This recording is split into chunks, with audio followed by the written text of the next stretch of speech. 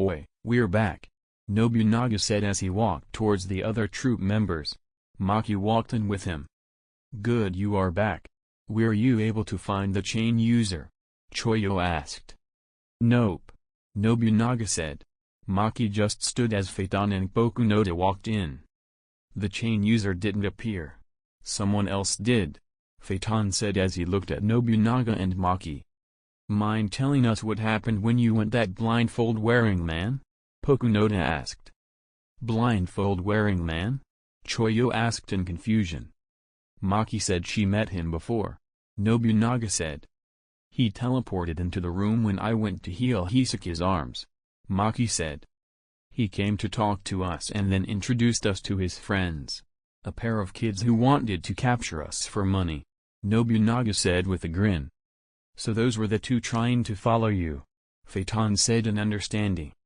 "Those kids have guts," Finks said. "Hisaku, can you tell me about that man and his abilities?" Choyo asked. After that, Maki tell me about those kids. "Well, to put in simple terms, he is powerful. Meet him during the hunter's exam. Though I can't tell you his abilities since I don't even know what it is," Hisaku stated. "You don't?" Nobunaga said. "That's right. I saw glimpses of what he used but no clear evidence for all of them. He probably has tricks up his sleeve. Though I wouldn't worry. He won't interfere with the troop unless you actively provoke him," Hisaku stated, saying this will make them stay in your canoe and not leave immediately. "I see. Maki, what about the kids? Also, can they be related to the chain user?" Nobunaga asked. "Possibly. It could be that they are related but they haven't met in some time. They also recently learned Nen, so they passed the hunter's exam, so the chain user must have participated with them," Maki said. "I see. Well then, will they interfere with us?" Choyo asked. "They said they will try to capture us for money. I just don't know how good those kids really are," Nobunaga said. "All right then. For now, I have a different target. I've confirmed it. Uvogin is dead," Choyo said as he told the other spiders. The other spiders had somber faces as they left to go into the city. From there the slaughter started as Choyo started his requiem for Uvogin. Hisaku stood from the top of the building as he stared down at the chaos. He looked to another building to see a familiar white-haired man standing on the building watching the chaos below him. Zeno and Silva leave the room that they fought Grilo in and walked away. "We know that the white-haired bastard is staying somewhere in your canoe.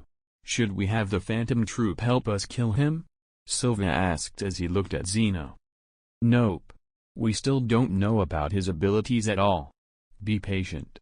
We will have our time to shine to kill him but not now," Zeno said. 2. "Good job, Grandpa. You actually have a brain, unlike your grandson," Satoru said as he appeared in front of both of them. "How's it going?" Zeno and Silva had tick marks on their heads as they looked at Satoru. Zeno just stared at him but did nothing. Silva on the other hand was impatient as he attacked. "This fool," Zeno thought. Silva slammed his fist into Satoru while using his power orbs. Satoru grinned as he just stood there. Boom. Silva jumped back after the blast as he looked at Satoru with calculating eyes that widened as he saw Satoru waving away the smoke. "Damn. Didn't think it would smell this bad," Satoru said. Silva stared in shock as Zeno came from behind and slammed his son's face into the floor. "You fool. Be glad he just came here to annoy us and not kill us. You would have died right then if we went to attack you," Zeno said. "You are right, but now I have an idea of his ability," Silva said as he remembered that scene. "If you do, then congratulations. Just make things interesting when you come to attack me," Satoru said as he teleported back to his room. "That overconfidence will be his downfall," Silva said. "Perhaps, but you should have been patient. Considering he fought Netero, they may have a rematch. Netero owes me a favor so I can have him tell me what his abilities are," Zeno revealed. Silva's eyes widened before returning to normal. "I see. Please reveal the info earlier next time," Silva said. "Nope. I will still have my secrets which I will take to my grave, Zeno said. Will great-grandfather participate if we asked him to? Silva asked. Who knows? We will have to ask first, Zeno said. They both left. Chapter 32. We can help you, Gon said to Kurapika as they were in a park. Kurapika stared in shock and happiness. He didn't want to involve them, but they were determined. Leorio was standing as he watched Killua go behind Gon. He then smashed a pie into Gon's face while smirking. Gon wiped off the food and chased Killua while throwing food as well. Leorio and Aluka laughed as Killua then jumped over Gon, put his right hand in his head, and smashed another pie on his face. Kurapika laughed at the sight. As Killua was laughing, he got smacked in the face and fell to the ground. He was laughing so the substance was in his mouth. Cake, Killua said. Everyone looked in the direction of Satoru, who mimicked blowing out a real gun when he had used an air cannon to launch a cake into Killua's face. Everyone laughed as Killua smirked and brought his own air gun filled with jelly pies. Satoru smiled as the war began. Are you sure you guys want to help? Kurapika asked. Yes, Gon said. We are your friends, Leorio said as he took a bite of his apple. I'll just sit back and observe. After all, Gon and Killua wanted to do this by themselves, Satoru said. I'll stay with Dad, Aluka said. All right, thank you, Kurapika said as they made their plan for tonight. Hisoka stared from the corner of his eye at Krillo as he used the ability he stole from Neon Nostrade. Once it finished and he got his fortune, Hisoka read over it. This will definitely make them leave. I can't have that. Texture surprise. Thinking quickly, Hisoka changed his fortune with a fake one by placing the fake one on top of the original. Pokunoda walked over to Hisoka. Mind showing us your fortune, Pokunoda said. Not really, but it might shock you, Hisoka said as he gave her his fortune. Luckily I managed to hide the fact I teamed up with Kurapika. Now they won't leave this place, Hisoka said. This is bullshit, Nobunaga said as he walked towards Hisoka with the intent to kill. Nobunaga, enough, Krillo said. But boss. Krillo just stared at him as Nobunaga calmed down. Wait, it's you, kids, Nobunaga said as he looked at Gon and Killua who walked in with the boss. Yep, Gon said. You going to try and capture us though? Is this all? Nobunaga said. Nope. Made a plan, but the bounties were taken off. However, we didn't know because we were too busy thinking of a plan. At this point, I'm just thinking of a way to escape and go to sleep, Killua said. Wow, Nobunaga said. On the other hand, we now know the name of the chain user and how he looks like, Pokunoda said. I see. Well then at least check what their plan was. I'm actually interested since they didn't tell us, Krillo said. Pokunoda nodded as she looked at the two kids but then got shocked and sweat dropped like the others. Killua and Gon were sleeping while standing up straight. They are sleeping? Phaeton said in confusion. Yep. They are sleeping, Maki said as she checked both of them. They must have been thinking too hard to make a plan. That's good work. It went down the drain. Can't blame them, Finks said. Should I wake them up? Maki asked. Before Krillo gave the order, the lights suddenly went off. They couldn't see anything as Krillo was wrapped in Kurapika's chains and taken. Once the lights came on, the troop members looked as they noticed Krillo was missing.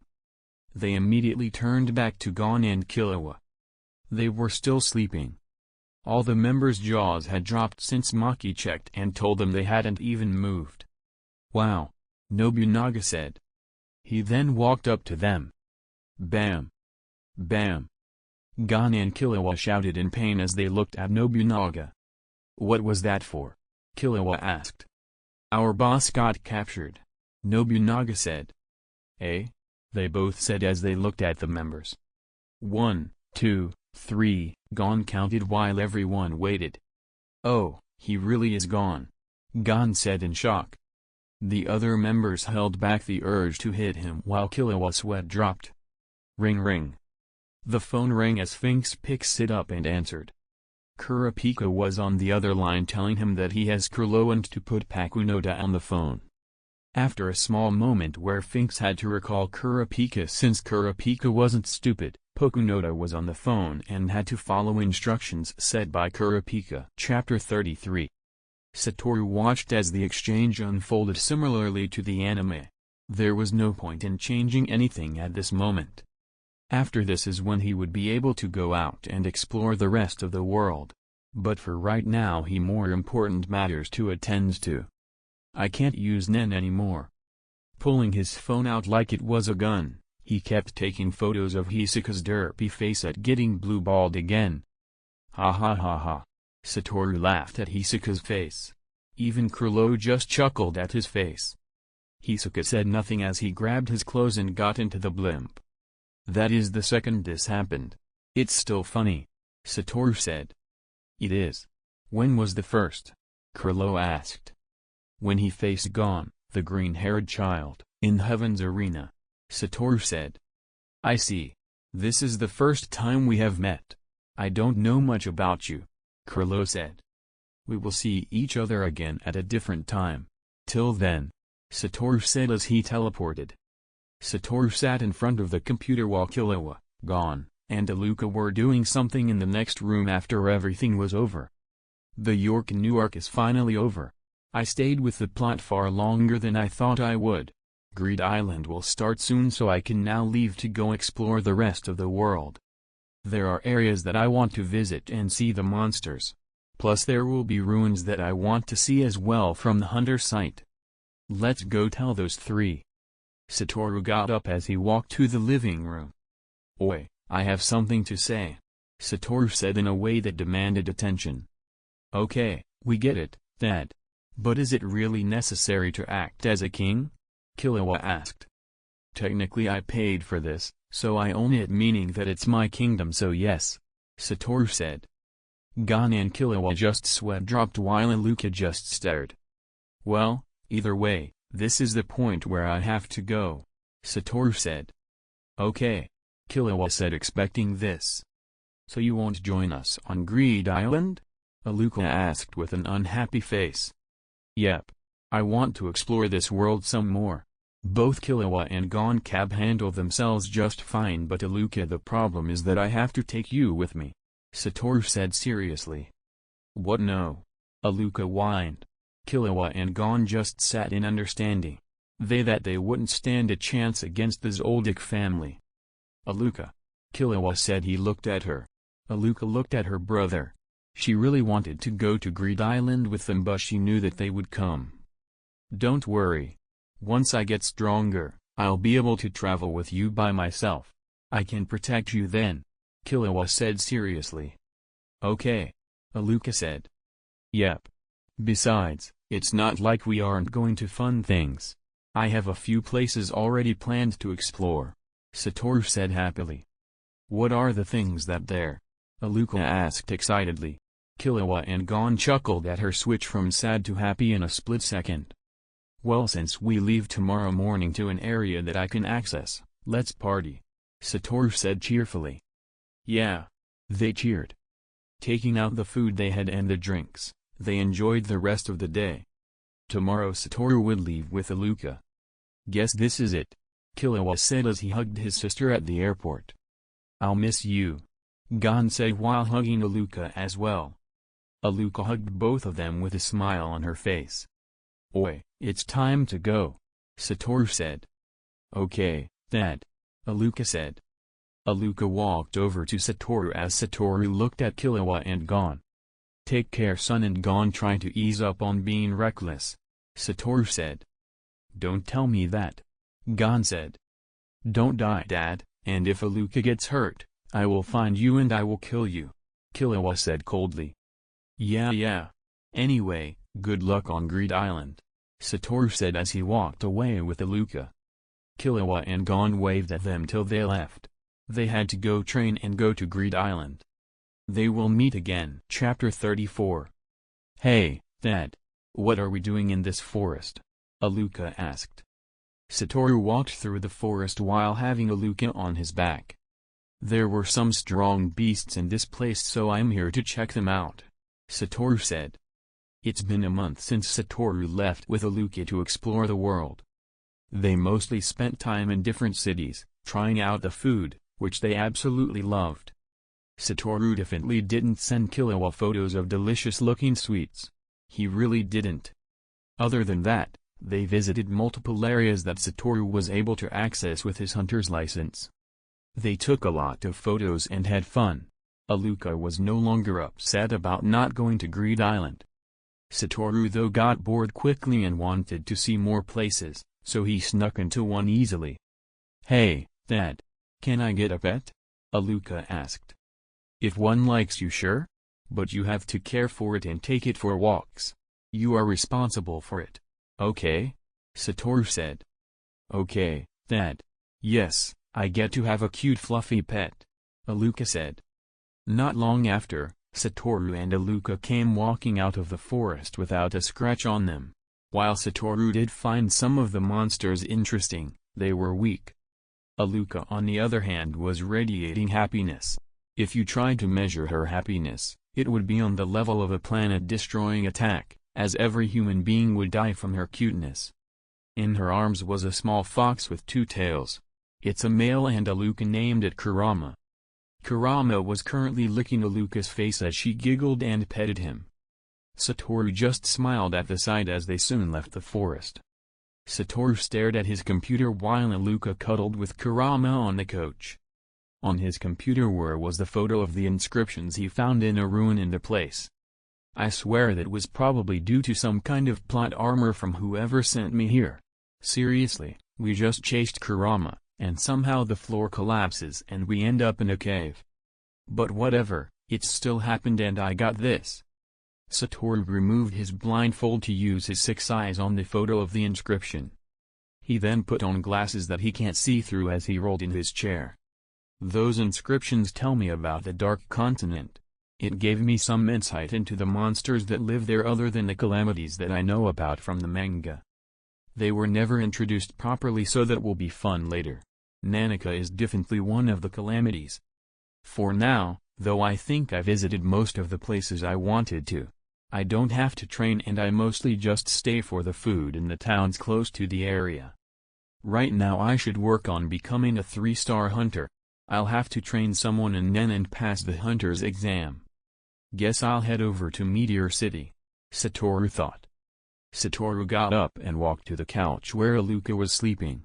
Gently picking her up, he took her to the bed along with Kurama still in her arms. Placing her on the bed, he tucked her in and left the room. "Thanks, Dad," Aluka mumbled. Satoru smiled and looked at her. He smiled before walking away. Night. Meteor City. The place where everyone gets rid of their trash also includes human beings. Satoru stood at the top of a building by himself and didn't bring Aluka here. He looked at the city. Sigh, this place looks even worse than the anime portrayal. Let's see if I can find someone to train, Satoru said. Taking off his blindfold, he looked in every direction. He did this till he found something interesting. A young girl was running away from a group of people who were chasing her. Let's see what she does, Satoru thought. After all, she has a lot of potential. Chapter 35. Stop right there, you little shit, said the guy chasing me. I ignored him and kept running. Seriously, who the fuck would stop here just because someone said so? As for why I'm running, it's because I stood from them. After all, stealing from someone who stole is not stealing. I turned right at one point and jumped over all of my traps that I laid out. I heard a thud as one of them fell. I stopped and let go of the stuff I stole to grab some knives while I heard screaming in the back. I then rushed at them while they pulled the minutes out of their bodies. One even got stabbed in the eye. All he needs now is an eye patch and he can become a pirate. But he can't, after all, he's already dead. I closed in and killed all of them with the knives I had, cutting their necks or by stabbing that one guy 35 times in the chest, because why the fuck not? Either way, they are all dead, so I can go and take my stuff. Clap clap. Nice work. I looked at the voice and put my guard up. Is he blind? I thought as I looked at the white-haired man wearing a blindfold. I didn't attack him. Just because he is blind doesn't mean he can't kill me. I don't understand why people underestimate other people with disabilities like that. That's what gets you killed. Thank you. At least someone appreciates my art. But seriously, what the fuck do you want? I say. Language. You shouldn't be speaking like that, he said disappointingly. I couldn't really tell if he was serious or being playful. Great. So again, what do you want? I want you to become my student, he said. Your student? For what reason? This could be a good offer. Not only would I get training, but I could also leave this godforsaken place. To become a 2-star hunter. Basically, I need to find a student and teach them. They then have to pass the hunter's exam, which will allow me to raise in rank. This is a good deal for you. After all, you want to leave this place, right? He asked while smiling. I stare at him. It's not uncommon for people to want to leave this place. Why would people want to stay here? Is that all? Yep. Besides, even if you try something against me, it won't work. You'll just be asking for early death, he said confidently. I just stare at him. Even now he could probably kill me. Besides, I have nothing to lose. Okay. I'll become your student. He grins as he walks over to me. I back up out of instinct. Relax. I won't hurt you, he said. I just stared at him. He quickly grabbed my hand. When I pulled away from him, I fell to the floor. My eyes widened at what I saw. The room was spotless and there were things I didn't see before. I knew we were not in Meteor City. How did we? We teleported, he said, grinning. Teleported? That's possible. Who are you? Name Satoru Gojo and I'm your sensei. Satoru stared at the girl who he brought back. She has a lot of potential. Training her will be fun, plus Aluka will be glad to have a new friend. Let's see how they get along, he thought as he looked at the girl who was staring at him. So what's your name? Satoru asked. The girl snapped out of her trance and looked down. I don't fucking have one, she said. I was left there as a baby. I see. Then I'll give you one, Satoru said. She looked at me with wide eyes. Really? Yep. How's this for a name? Laura. That's your new name. Like it? Laura. Laura. Yeah, I like it, she said. Hey, Dad. Who's this? Satoru and Laura looked at Aluka, who entered the room along with Kurama, who growled at Laura. She's my student and your new friend, Satoru said, smiling. Really? Yeah. Hello, my name is Aluka, Aluka said as she walked up to Laura and talked to her. Satoru just smiled as things would get interesting. Chapter 36. Hey Laura, come on, it's time to train, Satoru called out as he walked around the house. Dad, she's over here, Aluka said. Satoru walked over to Aluka and looked at Laura, who was smoking at herself in the mirror. So you dyed a strand of your hair blue? Satoru asked. Yep. Aluka wanted to and I decided to try, Laura said with a smile towards Aluka. It looks great. Right, Dad? Aluka said. Yep. Satoru said as he looked at Laura. It's been a few days since Satoru had been training Laura and things were going well. However, Laura had a very dirty mouth. She kept cursing a lot in front of Satoru. Luckily she can't resist Aluka's cuteness, so she doesn't swear in front of her. They both declared that they are sisters to Satoru. After washing off all of the gunk on her face and body with the right food, she no longer looks like the girl Satoru took in on the first day. She has long black hair to her mid-back, beautiful black eyes, and fair skin. Satoru looked at her with a strand of blue hair. It suits you. I know, right? Laura said as she whipped her back. Aluka just smiled as she agreed. Anyway, come to the living room. We are going to start the next part of your training, Satoru said. Okay, Laura said excitedly as she followed him with Aluka. Ain't you finally going to teach me how to teleport? Laura asked.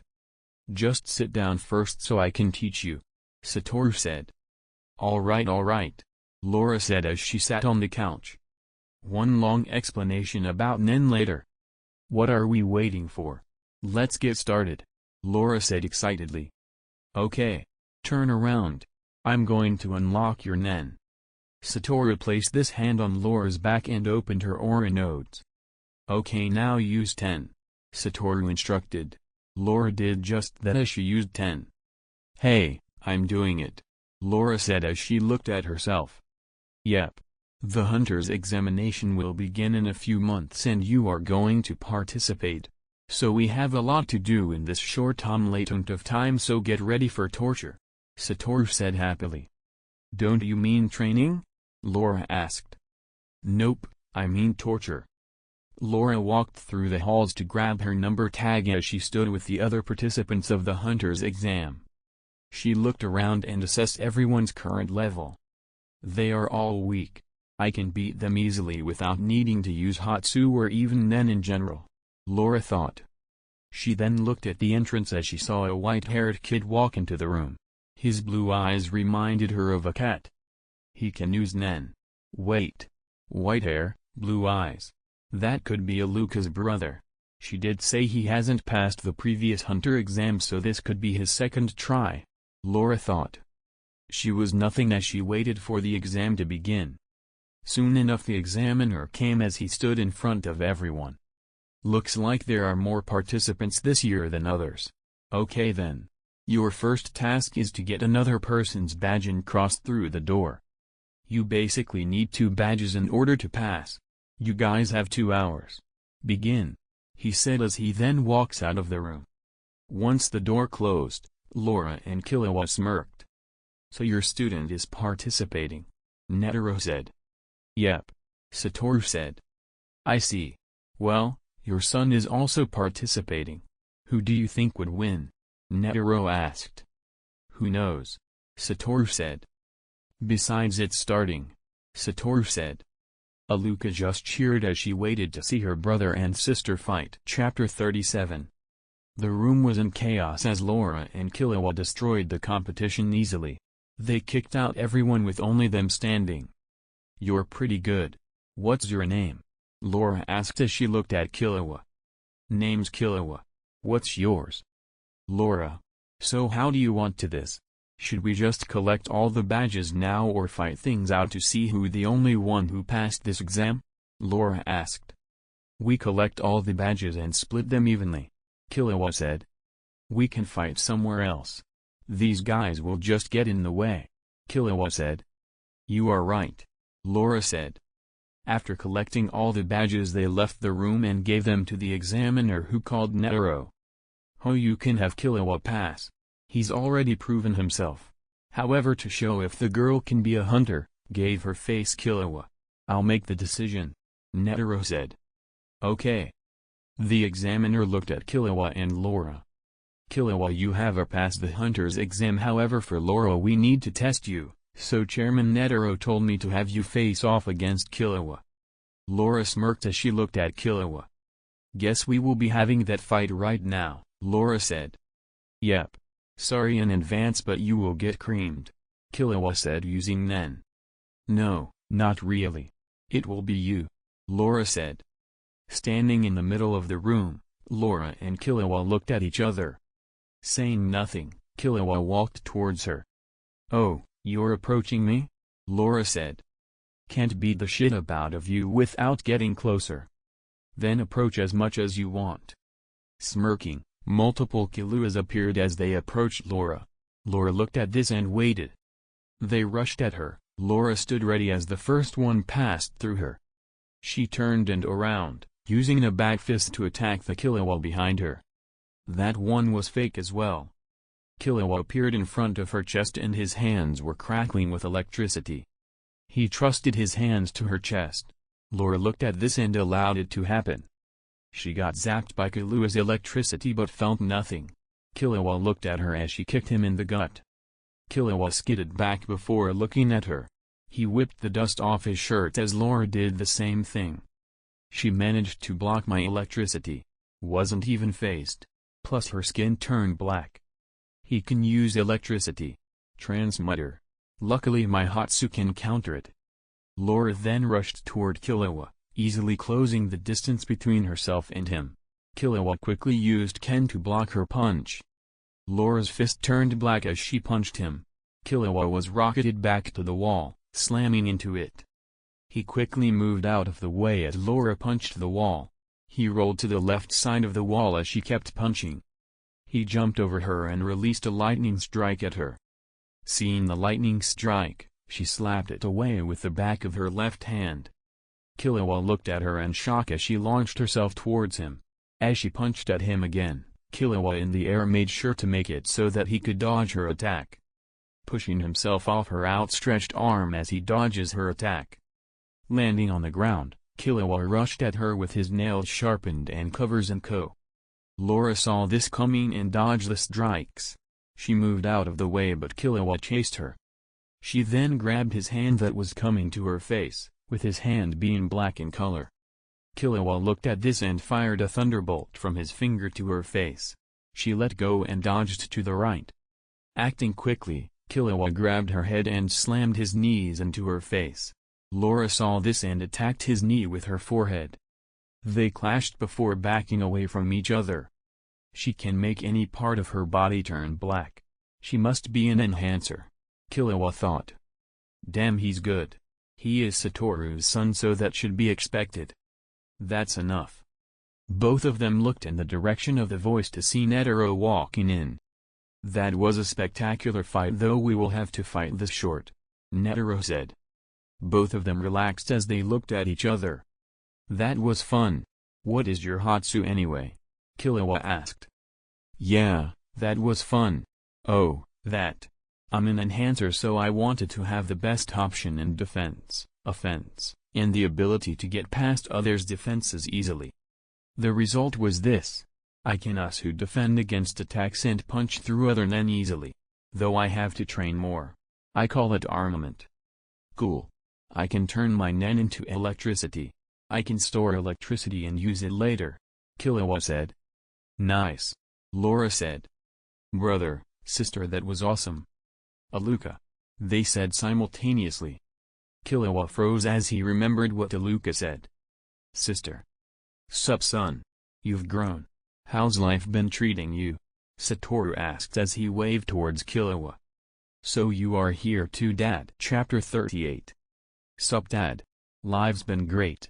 We managed to find a new teacher to help us, Killua said. She's also better than you, Killua said. Huh. How dare she? That's supposed to my role, Satoru said. Yep. But facts are facts, Killua said smugly. TCH. Fine, but your face is hilarious, Satoru said as he showed him his age when Satoru entered. It looked like your brain had a car crash and broke down, Satoru said.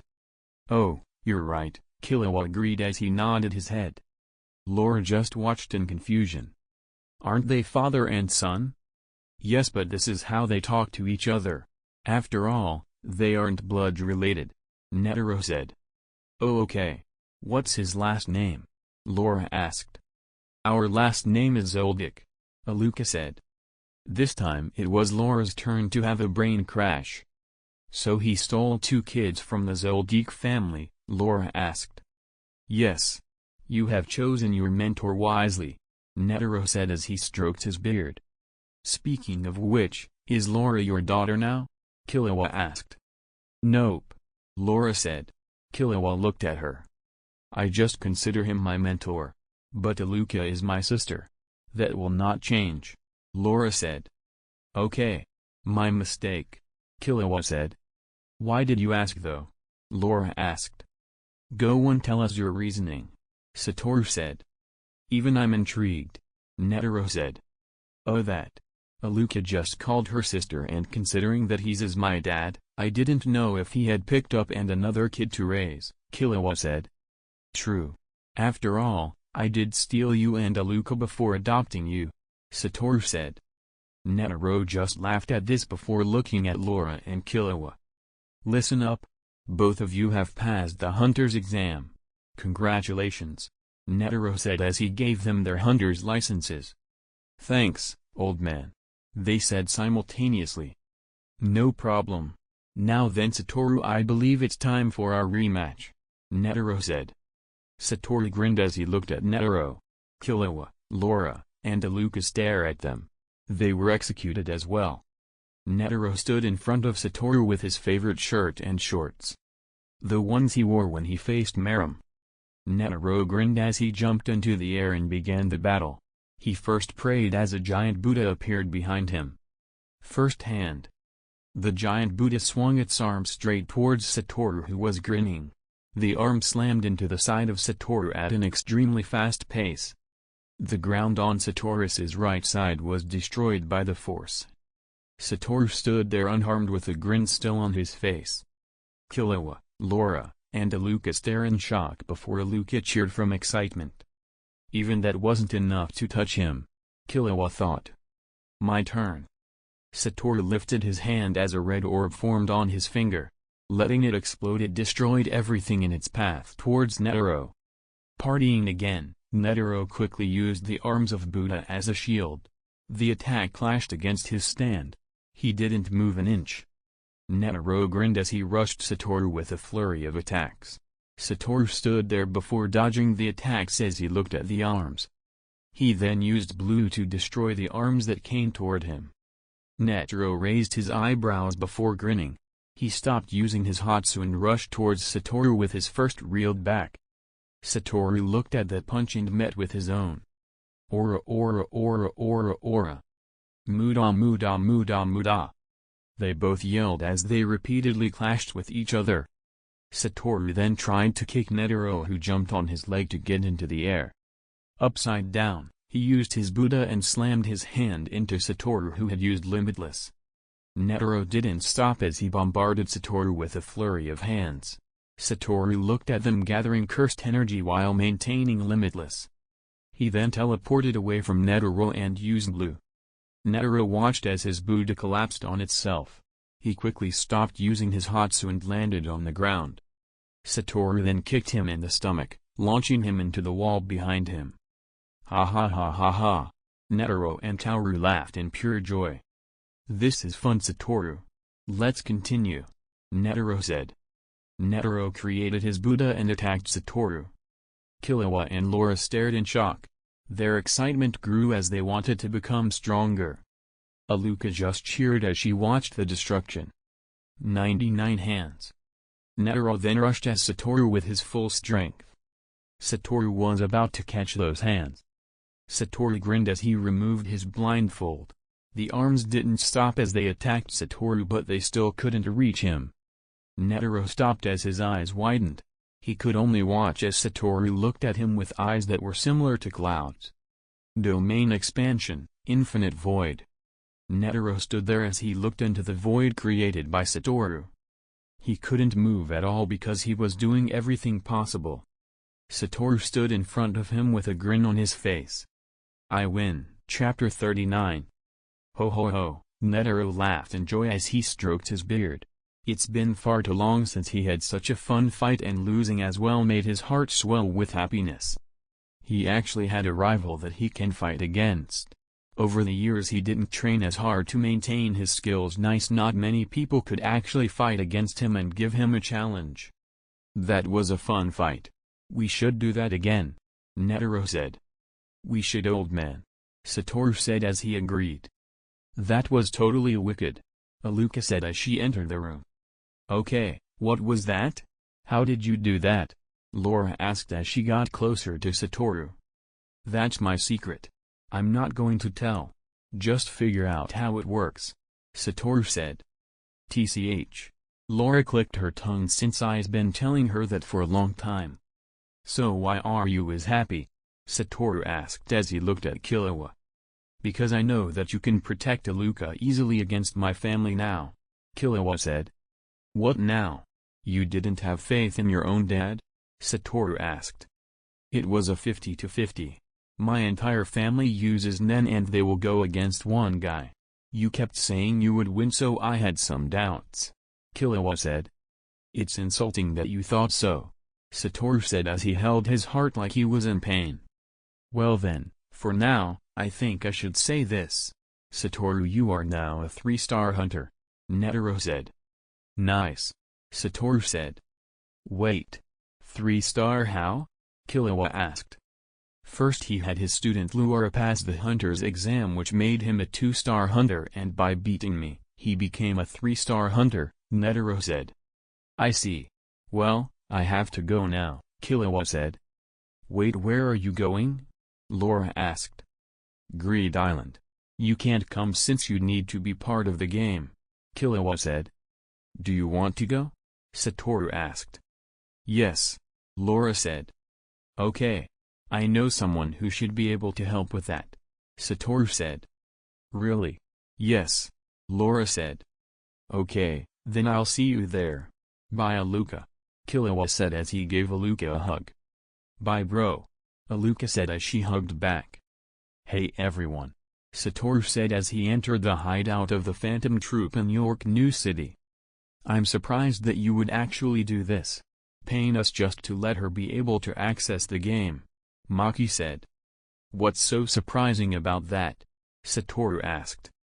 Aluka ran over to Maki and interacted with her. We talked about your request and we want a different payment, Nobunaga said. What is the payment? Satoru asked. We want you to help us find a way to remove the Nen chain in the boss's heart, Shanark said. Satoru thought for a moment. He was already traveling, so ending up finding a way to remove the Nen chain from Kurlo wouldn't be bad. Sure. That's fine. I'm traveling anyway, so I'll call you if I find anything, Satoru said. Well, that was easy, Nobunaga said as he looked at Satoru. So what's your name? Nobunaga asked as he looked at Laura. Laura, what's yours? She asked. Nobunaga. You can relax, kid. After most of us here were from the same city as you, Nobunaga said. Really?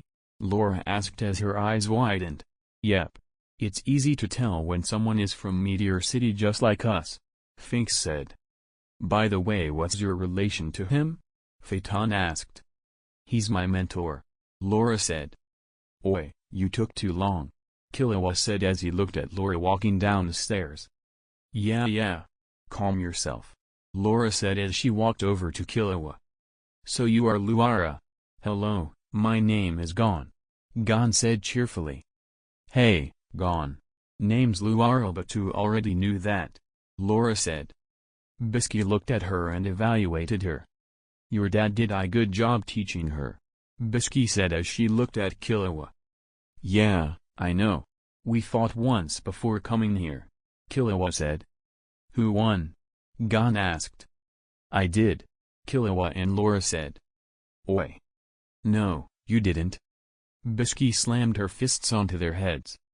As much as I want to watch this play out, we need to go train. You are coming with me, Bisky said as she pointed at Laura. Okay, Laura said. Well, let's go, Bisky said. Chapter 40. Why did I agree to this? Maki muttered as she walked down the street in her casual clothes with Satoru and Aluka. Because Aluka wanted to spend time with you, and you know deep within your heart that you can't say no to her, Satoru said. I don't know what's more annoying, the fact you are here or the fact you got that right, Maki said. Dad, Maki, let's go there, Aluka said as she pointed towards the store with Kurama following her. Somehow I can't imagine the devastation that can be caused if she had a Hatsu revolving around cuteness, Satoru said. She would probably rule the entire world, Maki said. Coming from a cold-blooded killer, that's high praise, Satoru said. Well, whatever. For now, we haven't found any ways to get rid of the boss's Nen chain. Though I have to ask, why are those people following us? Maki said. She didn't turn around, but she could feel some people following them from behind. Satoru already knew who they are beforehand. Butlers from the Zoldyck family. It seems they finally made their move, Satoru thought. Don't worry about it. They are here to spy on me, Satoru said. This should be good. Why are they following you? Maki asked. Because I stole Aluka from the Zoldyck Manor and made her my daughter, Satoru answered honestly. Maki just stared at him for a good few seconds before sighing. I have no words to describe how I feel about that, Maki said honestly. I see. Well, for now I should just enjoy myself, Satoru said. Yeah. Maybe you'll survive, maybe you won't, Maki said. Thanks for the vote of confidence, Satoru said with a thumbs up. As the fog cleared, Killua, Gon, Luara, Bisky, and that other character who could make apes looked at the naked form of Hisoka. Oi tilde. I feel embarrassed that all of you are here, Hisoka said as he looked at them. Killua. Who the fuck is he? Laura asked as she looked at Killua. His name is Hisoka, a clown and gets horny when facing strong opponents, Killua said. That's right. I'm currently feeling extra good today. You both have gotten so much stronger and you are other ripe fruit in the making, Hisoka said as he looked at them. Killua, Gon, and Laura however were scarred for life as they accidentally looked at Hisoka's rising morning wood. This is more terrifying than death itself, Laura stated blandly. After Hisoka got clothed, Gon then asked what he was doing here. Hisoka had answered. Is that all? Hisoka asked. Yep. Gon said. I see, Hisoka said with a sweat drop as Killua and Laura hung their heads. So why do you need my help? Hisoka asked. There's this part of the game we unlocked and we need strong players to help us because the last few people we had to help us weren't strong enough, Laura said. Makes sense. Alright, then I'll help, Hisoka said smiling. Great, we have another member, Gon said happily. Hisoka looked at Laura who was celebrating with Gon. She is on the same level as those two in terms of talent. But when did she arrive here and be friends with the both of them? Perhaps Satoru was the one who trained her before she came here. Well, no matter, at least I have someone else to fight later on, Hisoka thought. As they were walking to the next place, Hisoka looked at their asses with a creepy vibe. They flinched as Killua yelled at him. Hisoka. Go walk in the front. Seems they arrived, Satoru said. Guess so, Maki said. Who arrived? Aluka asked. Just the Zoldyck family, Satoru said. Wait, I'll use this moment. Maki felt her instincts tremble as something bad was going to happen. Just stay with Mommy Maki till Daddy gets back, Satoru said as he teleported them to the Phantom Troop hideout and came back. Maki stayed frozen as he heard what he said. Fuck. Mom. Aluka said. The other members who saw them entering were going to ask them what happened when they froze and looked at Aluka. They then started to laugh and congratulate Maki on becoming a mother, Nobunaga being the person who was laughing the most. I'm going to kill him, Maki thought. With Satoru, he was currently standing in a clearing with the Zoldyck family surrounding him. Zeno, Silva, Kikyo, and Illumi stared at him as they got ready to kill him. Chapter 41. Well, isn't this nice? A family reunion, Satoru said as he looked at the Zoldyck family members who surrounded him. It is, isn't it? We are all here too at your funeral, Zeno said. So true. Oh, it's you. I haven't seen you since the hunter's exam. How's it going? Satoru said as he looked at Illumi. I'm doing quite well. After this, though, I will have more satisfaction than before, Illumi stated. That's nice, Satoru said. Boom. Satoru got covered in a large purple blast. Silva stood on the side as he tried to kill Satoru. You never learn, do you? Satoru said as he held Silva's right hand with his left. Silva couldn't move as Satoru slammed his palm into Silva. Silva spat out blood as Satoru kicked him towards Kikyo, who rushed at him. Kikyo dodged her husband and rushed at Satoru. She attacked him with a co-infused punch. Satoru teleported away and stood on a tree branch next to them as he looked at them from above. He tilted his head to the side as Zeno tried stabbing him. He tried again and again as Satoru kept dodging. Illumi appeared behind him with his fingers outstretched to kill Satoru. Satoru grinned as dodged, avoiding the blow. He took control of Illumi's arm with cursed energy and redirected it towards Zeno. Zeno dodged the attack easily as Illumi took a kick to the fact from Satoru and was rocketed to the ground. Satoru looked at Silva, who was staring at him while a stuffed bear slammed into Satoru's limitless from behind. "Well, then that was a good warm-up," Zeno said. "Yes, no, then time for you to die," Silva said. "Really? How so? Have you figured out my ability?" Satoru asked while smiling. They said nothing as they got ready to attack. "Then I guess I don't have to hold back," Satoru said as he created a red orb on his finger. The Zoldyck family widened their eyes. They quickly retreated from the away current, couldn't get away in time. They were caught in the explosion. As they flew back, Satoru appeared behind Zeno in the air. Zeno stared at him as Satoru grinned. He grabbed Zeno by the face and slammed into the ground. He then dragged Zeno against the ground. Zeno released his ability and created a dragon head to attack Satoru. Satoru teleported and kicked Zeno in the face into the lake nearby. Silva attacked Satoru from behind as he released two orbs at Satoru. Satoru didn't turn around. He teleported to the bear corpse manipulated by Kikyo and threw it at the orbs. Kikyo stood in shock as her nen didn't touch Satoru even though he touched the bear corpse. The bear corpse was then blown to bits by the explosive orbs. Satoru then teleported to Kikyo's side and blew her away with a red orb. Kikyo widened her eyes and used Ken to block the attack. However, she was still blown back with multiple broken bones. Blood poured put her wounds. Illumi attacked Satoru with quick precision movements and his needles. Satoru however didn't care about him. He grabbed Illumi's leg and slammed Illumi onto the ground. He then slammed his fist into Illumi's face a couple of times. Silva on the other hand concentrated his ability to create a large explosion. He fired the attack straight towards Satoru, who punching Illumi. Satoru saw this coming as Illumi grabbed, so he knew Satoru had to die. Tauru slammed his fist into Illumi's face again as the explosion engulfed them. Silva looked at them but his eyes widened as he heard it. Story's fist slamming into Illumi's broken and beaten face. Satoru looked at Silva and threw Illumi towards him. Satoru just grinned at him. He wasn't even fazed by this.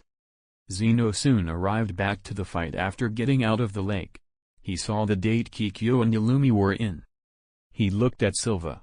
Silva knew what he was thinking, they needed to retreat. "You may know some of my abilities from Netero, but during our fight, I was trying not to kill him. It was just a spar," Satoru said seriously to Zeno. He knew Zeno may have gotten info from Netero so they could face off against him. "I'll let you go but without compensation," Satoru said seriously. Silva widened his eyes as he looked at his right arm. It was ripped off as blood flowed from the injury. Zeno was surprised as well.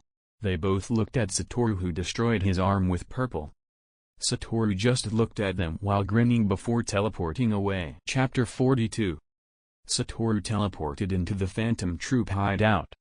In it, he was greeted by the sight of Maki torturing Nobunaga by hanging him upside down and dunking him in a bucket of water. Ha ha ha ha. Nobunaga still laughed in Maki's face. Some of the other members were sitting and just watching the show while others were on the ground. Maki took care of them. "So what's up?" Satoru asked as she made his presence known. "Satoru Gojo, the man of the freaking hour," Nobunaga said as he looked at Satoru. "Yo Nobunaga. Guess everyone liked my little surprise. Maki especially," Satoru said. Maki dropped Nobunaga as she looked at Satoru breathing in and out. "When I find a way to remove that ability, I am going to murder you," Maki promised. "Good luck," Satoru said as he encourages her. Maki gained a tick mark on her head. "Careful. You're already a mother, you don't get wrinkles right after," Nobunaga said. Maki said nothing as she threw him at a wall while the others laughed. "Hey, Dad," Aluka said as she ran up to him. "Hey, sweetie. How was your time with Mommy's friends?" Satoru asked. Maki's fingers moved as she tried to control herself from killing everyone in the room as they snickered at her situation. Satoru just grinned cheekily at her as he talked to Aluka. "Dad, are any of them dead?" Aluka asked. "Nope. They are all alive," Satoru said. "Why though?" Aluka thought. "Because I want them to remember this failure," Satoru said. "After all, I wasn't even trying to kill them." "Okay. Oh yeah, Dad, meet my brother," Aluka said as she pointed towards Kalito standing there. Taura looked at him for a while. Kalito stared, but inside he was nervous. After all, he just talked with Aluka, who just talked with him. He was jealous of Aluka, as even she got more attention from his parents than him. He was left behind and forgotten most of the time. "Okay, Nobunaga. How mad do you think the Zoldyks would be if I went 3 for 3? Satoru said. "I don't know. Furious maybe, but do it anyway. Go all the way," Nobunaga encouraged. "What?"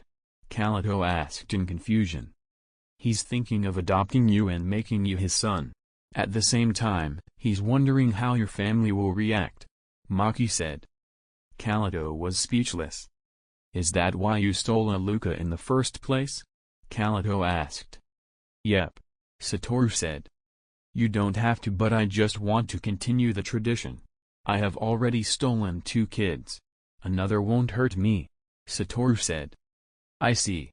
But what about my family?" Kalito asked. He just wanted to know what happened to them since they left to go after Satoru. "Like I said, they are all alive. However, another has multiple broken bones. I beat the shit of Illumi, kicked your grandfather into a lake, and ripped off your father's right arm," Satoru said. "Wow," Maki said. "Oi, Gon. Come here," Laura said. "What's up?" Gon asked. "I'll hold the ball in front of myself. Punch it as hard as you can," Laura said. "Okay," Gon said. Grabbing the ball, Laura held the ball in front of Razor. Gon stood to the side as he gathered his aura. Hisaka looked on in interest as Laura's hand turned black in color and Gon concentrating his aura into his fist. Jin then slammed his fist into the ball as it rocketed towards Razor. However, it was blocked by one of Razor's teammates. "TCH. Laura clicked her tongue. "Laura, we will do that again after this," Gon said. "Yeah, I know. Just get the ball first." "Leave that to us," Killua said. "Well then let's get serious," Razor said. Razor then threw the ball with it covered in his nen. It went straight towards Killua, who dodged it, but it then curved and went to Hisaka. Hisaka noticed and ducked but was attacked again as Razor's teammate grabbed the ball and threw it at Hisaka. "Bungee gum." Hisaka blocked the attack as he skidded to halt with the ball in hand. Razor looked on in surprise before Laura held the ball with her hands. Gon concentrated his aura as Laura covered her hands with her armament. Jin punched the ball again with more force after gathering his nen as it went straight towards Razor. Razor got into a receiving position and numbered the ball up into the air. As it was in the air, while everyone was shocked, Killua jumped and grabbed the ball, passing it to Laura. "Razor is out," said the referee. "Back. Razor is back in the game." Chapter 43. "Oi Gon. One more time," Laura said. "Got it," Gon said as he released his aura.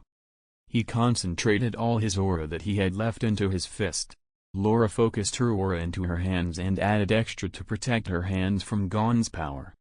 Razor looked excited as he waited for Gon to finish. Gon slammed his fist into the ball as it headed towards Razor. The ball rocketed into his arms as he got pushed back.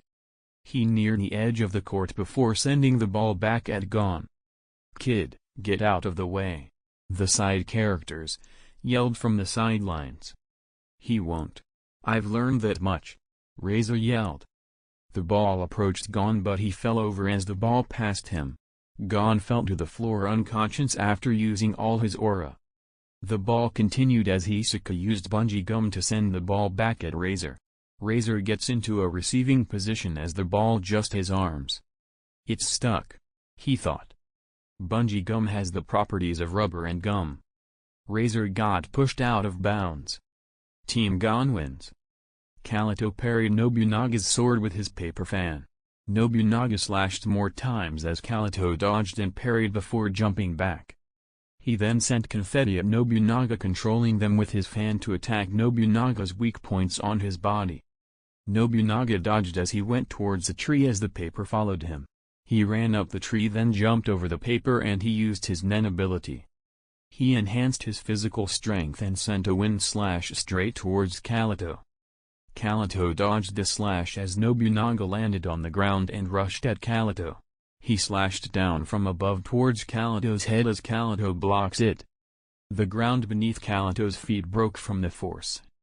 Kaito moved Nobunaga's sword to the side before disappearing from his spot to get away. Nobunaga looked at his wrist, which was cut, as he looked at Kaito's paper fan, which had some blood on it. "Ha! You have gotten much stronger," Nobunaga said. "Yeah. Satoru-sensei helped a lot with that." Satoru didn't take Kaito as his son, as Kaito refused that. He did, however, wanted to grow stronger, which Satoru agreed because he wanted to see what Kaito could do. "By the way, what's up with Satoru and Maki? I don't understand what's going between them," Kaito said. He watched the other troop members say things to Maki, saying how she should just get together with Satoru and she has their blessings. Though he doesn't know if they are joking or being serious. Oh, that. Basically, we were telling Maki to get together with Satoru as a joke. Yeah, we were teasing Maki to do it. Honestly, her reactions were worth it. Okay. But doesn't that make you a masochist? Kaito asked. Huh, what do you mean? Nobunaga asked. I mean, every time you tease her she hurts you wayward Ethan with others, but you just seem to laugh it off like it wasn't there. You also do this all the time, so. Kaito said. Yeah, no. It's more like the satisfaction of teasing Maki and getting back at her is a better feeling than makes me ignore the pain she's inflicting. Seriously, that shit hurts a lot. Nobunaga said. You are definitely cheating, Maki said as she looked at the royal flush Satoru pulled out of his ass in the game of poker. Oi, how dare you? I'll have you that I am an honest person who would never cheat, Satoru said dramatically as cards fell out of his sleeves. What was that? Never cheat, you say? Maki asked smugly. Fuck, Satoru said. So that means you owe me 1 billion Jenny plus interest for getting caught, Maki said. I'll send it to you later, Satoru said as he hung his head low. So want to get some pizza? Satoru asked. Are you paying? Maki asked. For my pizza? Yes. For yours? Buy it yourself, Satoru said. Nah. You owe me money. Pay for my pizza using the money you owe me and send the rest to my account, Maki said with a smile as she walked away from Satoru. Satoru clicked his tongue in annoyance. Nah. None of this ass, Maki said. Yes, Mom, Satoru said. Chapter 44. Bisky held her prize from Greed Island, which is a gem. She caressed it and already gave it a pet name as Gon. Killua and Laura just stared at her. So Gon, are we going to go find Jing now? Killua asked. Yeah. But should we go get Satoru and Aluka to come with us? Gon asked. He was impatient as he really wanted to meet his dad, but he held back a bit. Don't know. Killua call him, Laura said impatiently. She also wanted to meet Jing. Okay, Killua said before sighing as he took out his phone in the slowest way possible. Let's see. His number was. Killua muttered. Hurry up. Gon and Laura yelled simultaneously after getting frustrated with Killua's pettiness. Fine. Calm down, Killua said as he called Satoru. Yo son. How's it going? Satoru asked. Hey, Dad. We just finished Greed Island and are about to go meet Jing. Want to come along? Not really.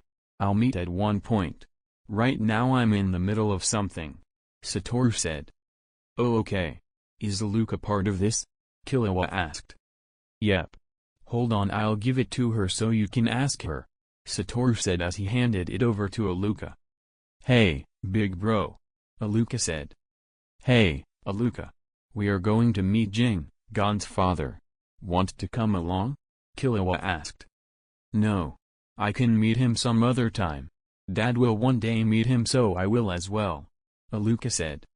Okay. I'll send photos to show you how he looks like, Killua said. Okay. Bye, Aluka said. Bye.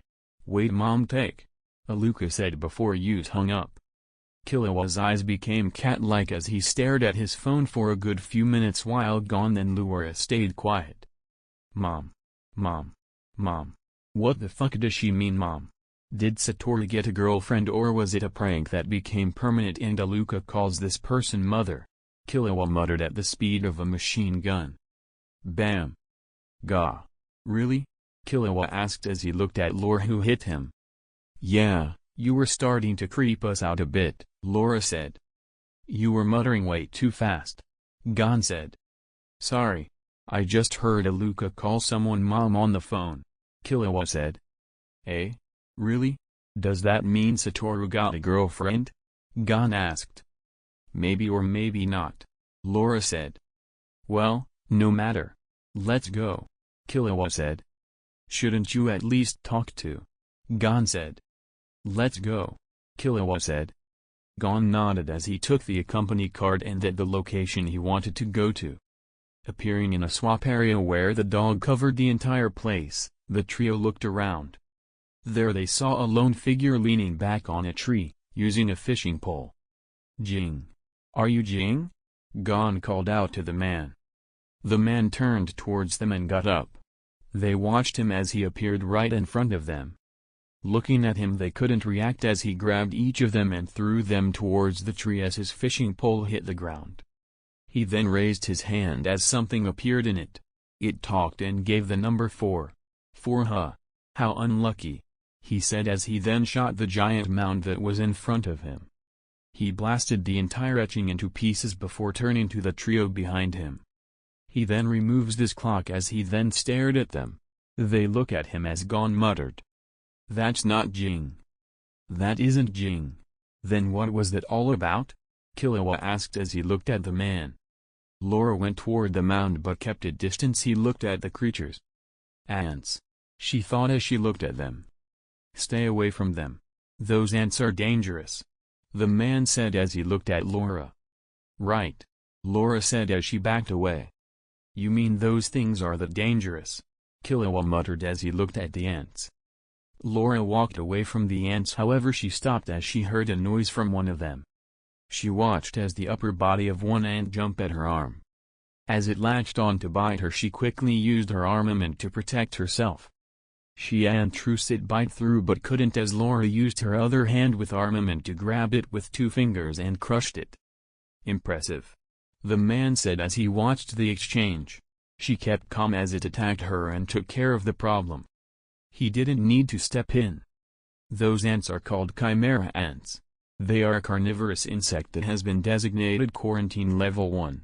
They even attack humans from time to time. You guys were unknowingly standing on their nest. If I hadn't stepped in, an army of chimera ants would have consumed the both of you right now. This seems familiar, Gon muttered as he looked at the man. My name is Kite, by the way, and I'm a hunter. Follow me, we are leaving this place and you can explain how you got here. Chapter 45. Thank you, sir. Please come again, said the store clerk. Satoru walked out of the store with a bag full of food in his right hand while in his left was a bag full of sweets that he bought from the best bakery here. He hummed a tune to a good song he was listening to as he danced his way through the street. He didn't bother with the stares he got from others as he just vibed. However, that was uninterrupted as his phone rang, interrupting the song. Netero, Satoru thought as he looked at the screen. Yo Netero, what's up? Oh, Satoru. I got some good news. Ever heard of a chimera ant? Netero asked. It's that time already. I thought I would have to leave much later than now? Satoru thought. Nope. Well, this is going to be good. The queen ate some humans and now some of them are part human. They are part human and part animal. Want to come? Netero asked. Sure. They might be able to use Nen. It will be fun, Satoru said, smiling. My thoughts exactly. I'll send you the location. Be there by 8 p.m., Netero said. Okay, Satoru said. Satoru then teleported to his house where Aluka was. She watching videos on her phone. Hey, sweetie. Got the food? Satoru said as he places the food on the table. Thanks, Dad, Aluka said as she got up and took out the food. Also we will be going to a new place, Satoru said. Really? Where are we going? Aluka said. You'll see. Also, Killua will be there, Satoru said. Okay, Aluka said happily. Over here, Netero said as he waved his hand towards Satoru. Satoru walked toward him with Aluka walking beside him. Hey, Uncle Grandpa, Aluka said. Hello, Netero said as he waved at Aluka, not bothered with her giving him a really weird nickname. Uncle Grandpa? The other two thought behind him. So who are those two people behind you, old man? Satoru asked. The one with the giant pipe is Morel and the other with glasses is Nav. They will be coming with us, Netero said. Okay. Nice to meet you, Satoru said. Hello, Morel said with a serious face while Nav just nodded. Nice to meet you, Morel said as he raised his hand and Satoru shakes it. Getting on the plane they headed toward the location. During the plane trip, Satoru talked with Morel and Nav along with Netero before the conversation ended, turning on its head. A story needed up having the most random conversation based on something Aluka said. Once upon a time, a little girl found a magical hat that was a dog that could play the piano. Silence reigned over the plane as all of them looked at Aluka with varying expressions. Is it wrong that I want to see that? Satoru asked. Nope. If I say that before my death it would depend on how well the dog played. If he played well I would have him play something at my funeral, Netero said. Both of you are insane, Nav said. I would rather see him play the guitar, Morel said. So they got into a conversation about whether the piano was better or was the guitar better. The plane soon touched down as they got off the plane. They walked for a while and saw Killua and Laura breathing heavily while Gon said unconscious. Yo, how was your day? Satoru called out to them. Hey, brother. Hey sister, Aluka said as she ran up to them. Killua smiled only slightly as he couldn't really form words as was too tired from what happened. Laura was in the same situation. What happened? Netero asked. Pedo, Satoru thought as he looked in a certain direction. We had a run-in with an ant. She was way more powerful than any of the others. The worst part is that she could use Nen, Killua said seriously. I see, Netero said. For now I think it's better if we get them out of here first and then go take a look, Morel said. Dad, Killua said as he looked at Satoru. Satoru looked at him. I want to get stronger, Killua said seriously. I want to as well, Laura said. Satoru looked at both of them before grinning. All right then. Training will start tomorrow. For now, let's go back and have a nice dinner, Satoru said. Netero smiled at this as he watched them leave. Let's go, Netero said as he walked toward the nest where Killua said it was located. He walked away with Morel and Nav following behind him. Chapter 46. Almost there guys, Satoru said as he leaned back in his chair by the pool while having a drink beside him. In front of him showed Killua, Gon, and Laura swimming in a pool while having Ren activated. They need to keep Ren up for as long as possible while swimming laps. Satoru told them to swim 20 laps. 1 lap equals going to one end of the pool and coming back. It was a week into training as they could hold Ren up. Thanks to the strength boost from Ren they could swim these laps somewhat easily. However, they could only hold Ren for about an hour and 30 minutes while standing still. Swimming was even harder as they had to move while using Ren. Soon enough they finished as they plopped onto the floor after finishing. They stopped using Ren as they looked at Satoru. Nice job. Take a breather for about 10 minutes and we will move on to the next exercise, Satoru said. Nodding they all went to the chairs and sat down to relax. That's an interesting training session you just did. Killua, Gon, and Laura were awake as they looked at the familiar voice of Bisky, who was standing at the entrance. "Bisky! Gone!" and Laura yelled. "Old hag!" Killua yelled. Bam! Bisky smacked Killua on the head as he fell to the floor in pain. "I'm the told!" Bisky yelled. She then turned to Satoru as she observed him. "So you are their sensei. I must admit that you are a good teacher, however, I'm better. You are no longer required. Please leave," Bisky said with a smile. Satoru felt a tick mark on his head after listening. "Oh, so you are the old hag that trained them?" "Yes, Killua mentioned how you are better, however, I never revealed my true training methods. If I used them, they wouldn't need your training," Satoru said. "Perhaps, but they still needed my help and I made them better," Bisky said. "Sure, but please leave so we can move on to the next training exercise," Satoru said as he points towards the door. "Why should I leave? I don't need training considering how much experience I have with Nen," Bisky said. "True, but it's just in case you get a disciple. I don't want my training techniques to be stolen," Satoru said. "Ho ho, don't worry. They will be safe with me, I promise," Bisky said, smiling. "Really?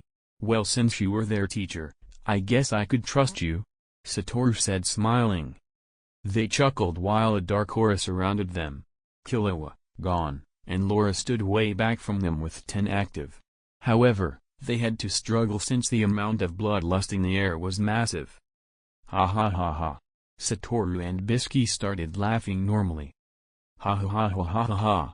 Satoru and Bisky mouths started get bigger as they laughed. Boom. Their fists clashed as the ground broke into pieces. "Damn brat!" Bisky yelled. "Old hag!" Satoru yelled. Satoru then punched her in the face as the ground broke the ground from her right foot standing on the ground. Bisky spat out blood from her mouth and transformed into her muscle form and punched Satoru in the face. Satoru meets her punch with his own. Their clash caused both of them to skid back from the force. They looked at each other before stopping. Bisky returned to her normal small form as Satoru just dusted off his shirt. "I'll admit, old hag, you are pretty good," Satoru said. "I can say the same for you. But I'm still better." "So you want to get punched again?" "Because I can," Satoru said. "So you have decided to punch old woman now? Wow, I didn't expect that." Turning to a familiar voice, Satoru looked at Maki, who was standing at the entrance with Aluka. "Eh? Why are you here?" Satoru asked. "Aluka asked for to come," Maki said. "Yep. I wanted Mom and Killua to meet again," Aluka said. The world froze as Killua stood there. His brain crashed as it processed what Aluka said. "Hey Maki," Laura said as she walked over to Maki. "Hey, Laura," Maki said as she made a small conversation with Laura while Gon turned around to look at Killua. "Killua, are you okay?" Gon asked. Everyone looked at Killua, who snapped out of it as he looked at everyone. "I'm sorry. My brain crashed for a moment. I swore I heard Aluka call Maki, Mom," Killua said. "No, she totally did," Satoru said while smiling. Killua just stared at him before smacking his face with his palm. "You know, I expected myself to not be surprised by this considering who you are, but sadly I am," Killua said as he sighed. "Can I just have some context?" Killua asked. "Sure," Satoru said. Chapter 47. "You two are cheating," Bisky and Gon yelled at Satoru and Killua, who were eating the sweets that they had won in their game of poker. "Unfortunately they aren't," Maki said as she looked at Satoru and Killua. Laura agreed with her. "You are just a sore loser, old hag. Learn to take a loss," Killua said snugly. "Why, you little," Bisky muttered with an angry aura surrounding her. So the score is Satoru and Killua with 3 wins and 0 loses, Maki and Laura with 2 wins and 1 loss, and Bisky and Gon with 1 win and 2 loses. "Which means they have to pay for our food," Aluka said. A dark aura surrounded the two as Satoru and Killua grinned maliciously. They intended to drain both of them of all of their money. Maki and Laura sat with Aluka as they watched the chaos. "Well, what are we waiting for? It's lunchtime, Satoru and Killua said with complete innocence. But to Bisky and Gon, they look like the devils from the darkest pits of hell. Man, I'm stuffed, Killua said as he rubbed his stomach with a happy smile on his face. That choco parfait was delicious, Satoru said as he thought about the taste. Maki, Aluka, and Laura just walked behind them calmly while also talking about the food, but they mostly just looked at Bisky and Gon. They were walking like zombies. Every time Satoru and Killua spoke, their aura became even gloomier. If they keep this up, even Hisako would just walk away just to fight them another day, Maki thought. Maki, can we go there? Aluka asked Dachi towards a store. Maki looked in its direction as did Bisky, who looked at the store. Yes, Bisky said as she then dragged Maki and Aluka all the way there. The others walk away as they walked through the city. Gon was looking at some buildings when he saw something that made him stop. He stared at Killua talking to a woman. Gon dashed away from his spot as he ran to Satoru and Laura. Laura was trying her hardest to get Satoru to show her his eyes as Satoru refused. Satoru, Laura, we have a problem, Killua yelled as he approached them. A woman is hitting on Killua, Gon yelled. Satoru and Laura stopped and rushed towards the location with Killua. Formation B. Roger. Killua was still talking to the woman as Gon and Laura approached him. Killua-kun. They then rammed themselves onto Killua and hung on him for dear life. Who is that woman? Laura asked as she yelled to his face. Is it all a lie when you said your time with me was the most enjoyable of all? Gon asked with a distraught face. That night, Laura said. What? Killua thought. Seriously, what? Could you not touch him so casually, please? You homewreckers? Satoru said calmly. Satoru then looked at them all with his jacket over his shoulders and wearing glasses.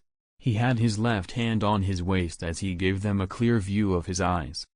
Killua-chan has violin practice with me now, Satoru said. Let go home, Killua-chan. Today I'll have you master Twinkle Twinkle Little Star. The restaurant is right over there. I recommend you hurry as there is a sale today where you get some food with a discount, Killua said as he points at the restaurant. Thank you very much, the woman said as she walked away. Huh? Satoru, Gon and Laura said. Okay, seriously, what is this? Killua asked with a ticked-off face. Could you stop? You are embarrassing me. Satoru just looked at him with one finger from his left hand on his chin while he uses one finger from his right and waved it side to side. Explain, Killua said. What's happening? Maki asked. Killua said hit on so we saved him, Gon said innocently. Wait. The kid who hides his feelings was able to attract a girl, Bisky said. Firstly, she didn't hit on me, and second, I can get a girl, Killua said. Okay, prove it to me. Go get a girl's number, Bisky said. Give a minute, Killua said. You got 5? Bisky said. Not bad. You could have done better, Satoru commented. Of course I could. But it was just to prove a point, Killua said. Didn't expect that. Nice job, Maki said. Laura was staying silent, however she really hated those numbers for some reason. Maki, Aluka, and Bisky noticed and glanced at each other. They looked at Satoru, who slightly nodded. So Killua, will you take any of them on a date? Gon asked. Everyone stopped as they looked at Gon as if he had grown a second head. No. But more importantly, how do you know what a date is? Killua asked slowly. Oh, I gave dates to women on Whale Island. They were older than me though, Gon said innocently. Just like that, their world perception shattered like glass. They just stared at Gon before walking away. Chapter 48. Bam. Bam. Satoru and Netero exchanged multiple blows with each other at a fast pace, disappearing and reappearing at different places as Morel and Nav watched. They have been doing this for 5 hours, Morel stated. Nav nodded as he watched.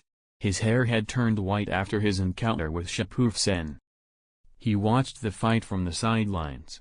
He knew fork-racking that Satoru could in fact hold his own against Meruem, but Netero wanted to fight. He knew the reason, as Netero wishes to fight a strong opponent before his death. He didn't want to die from old age on a bed, but fork fighting a strong opponent. "That's enough for now, old man," Satoru said. "You are right. Time for a drink," Netero said. "So how is Gon doing after losing to Knuckle?" Netero asked. "He's doing fine. At least after he got his ass kicked it's been easier to teach him. But he still wants revenge." "So will you stop him?" Netero asked. "Nope. If he wants revenge, he will deal with the consequences after that," Satoru said. Netero smirked as he drank. "Well, then I'm going to go over to say hello," Satoru said. "Have fun," Netero said. Satoru teleported out the room. Meruem sat in the middle of the throne room as Komugi walked away and went back to her room. Poof looked at Komugi and reached out for her, but stopped himself at the last second as she left. Meruem stared at the board where Komugi bested him again and again in rapid succession, remembering the question he was asked. "What's your name?" Komugi asked. Getting up, he called all his royal guards to the balcony. They lined up in front of him and kneeled as they looked at him. "What's my name?" he asked. Pito, Yuppie, and Poof all gave him their answers, all of which didn't give the answer he sought for. "They don't know," he thought as he felt something in his chest. A feeling of annoyance. "They don't know, but I do." Immediately the three royal guards become alert as they looked at the source of the voice. They saw a human who was wearing a blindfold with a grin on his face, sitting on the edge of balcony railings. "Yo," he said as he raised his hand. The royal guards were immediately going to attack, however. "Stop," Meruem commanded. They looked at Meruem, who was looking at the blindfolded man. "My king." "Why?" Poof asked. Meruem looked at him as he backed down. He looked at Satoru again. "You said you knew my name, what is it?" he demanded. "Who knows?" Satoru said with a grin. He had no intention of telling. Meruem felt, even more, annoyed as he wanted answers. He released his nen towards the man and his royal guards. His royal guards were fine as they protected themselves and were lost in the power their king possessed. Meruem's eyes widened, however, when Satoru didn't even flinch at his aura. He was still smiling like normal, not even bothered by it. "Impressive. You could withstand my aura. Tell me my name and I won't kill you," Meruem said. "Nah. I have a friend who knows and he will be visiting soon. You can ask him then," Satoru said. Meruem's annoyance rose to a new level before dimming back down. He was still annoyed, but less, as he would learn his name from the man's friend. However, he wants to test this man's capabilities. He looked at Pito, who understood her king's message. He concentrated her strength and rushed at Satoru with her claws extended. She aimed straight for his face. Satoru grinned as her attack stopped a few inches away from his face. Formed a strike, the ground behind Satoru broke into pieces. Pito stood in shock as her attack never reached him. Poof and Yuppie had the same expression while Meruem was fascinated. No matter how hard she tried, Pito couldn't get close to him. Satoru then slammed his palm into her stomach, blasting her away from him. She spat some blood as Poof and Yuppie attacked. Their attacks stopped an inch from him. Satoru teleported next to Poof and kicked him in the face. Poof slammed into the ground below before smashing through the walls to the citizens lined in order. Yuppie stared in shock as Satoru appeared in front of him with a smile. Satoru smacked his face with his left hand, which sent Yuppie rolling on the floor till he spammed into the palace wall. Meruem stood in shock and awe at Satoru. The moment he saw Satoru unaffected by his aura and didn't lose his smile meant he was incredibly powerful. He blew past Meruem's expectations as he easily disposed of all of his royal guards. They aren't dead, but dealing with all three so easily was an amazing feat. "What's your name?" Meruem asked. "Satoru Gojo. I'll see you some other time," Satoru said while grinning before he teleported away. Ryuan watched him with a small smile on his face. Chapter 49. So Killua, Laura, and Aluka have all left to watch over Gon, who is on a date with Palm, the apprentice of Nov. Satoru said as he looked at Maki. Okay. But what does that have to do with anything? Maki asked. I got coupons for a restaurant that's selling coffee jelly and I want you to come with me, Satoru said. Maki just looked at him. You just waited for this moment so you don't have to share with your son and daughter, didn't you? Maki asked. Yep, Satoru said with a smile. All right then. Give me a second, Maki said as she went to go change. Satoru waited for Maki to come back while wearing casual clothes with her hair down. Looking at each other, they left to go to the restaurant. So how much do you want to bet that a chimera attacks Killua, Laura, and Aluka? Satoru asked.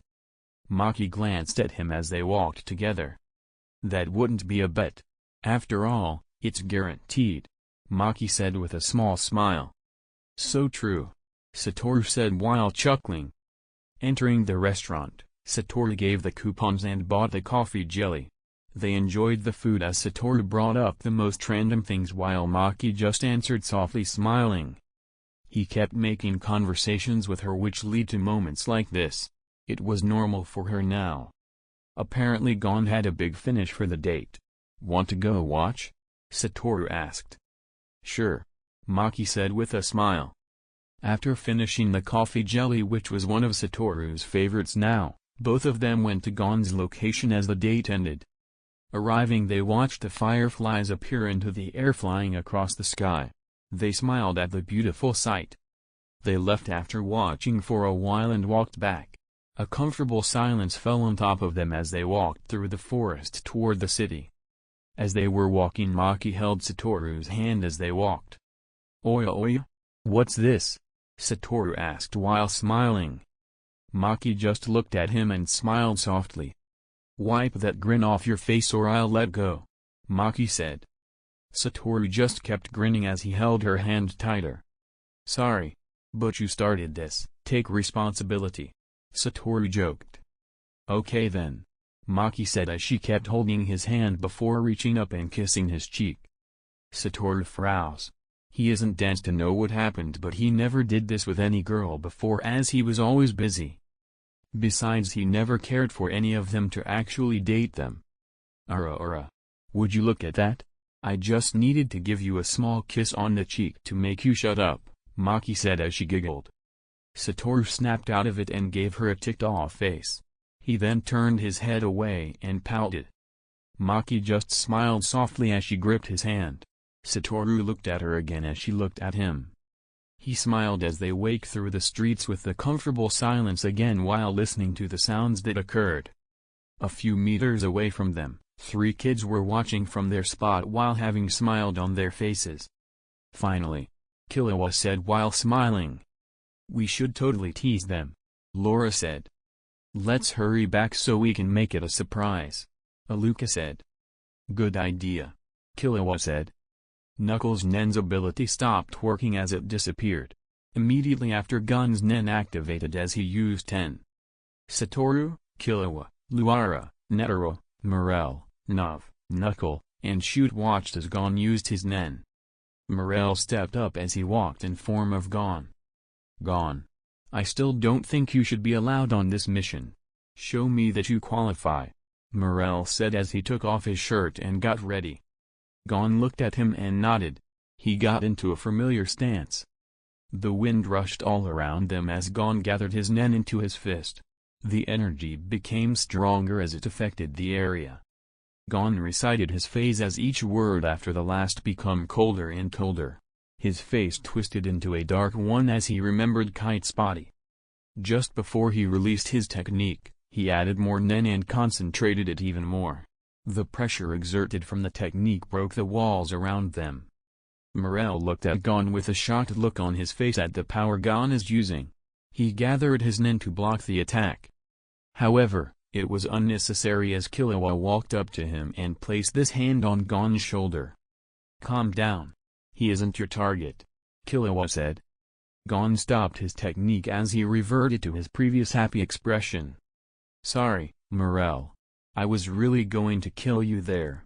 Gon said.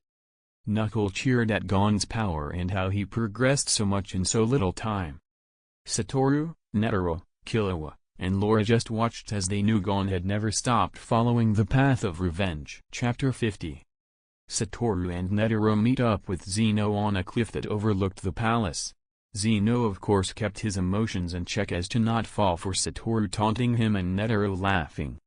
Zeno created a dragon as Netero and Satoru got on flew above the clouds over the palace. They avoided Pito's end before dropping in. Dragon dive. The dragon dove down as they attacked the palace. Pito rushed up towards them as she came face to face with Netero. Netero just smiled and bitch slapped her to the side before continuing to fall. Wow, Satoru thought.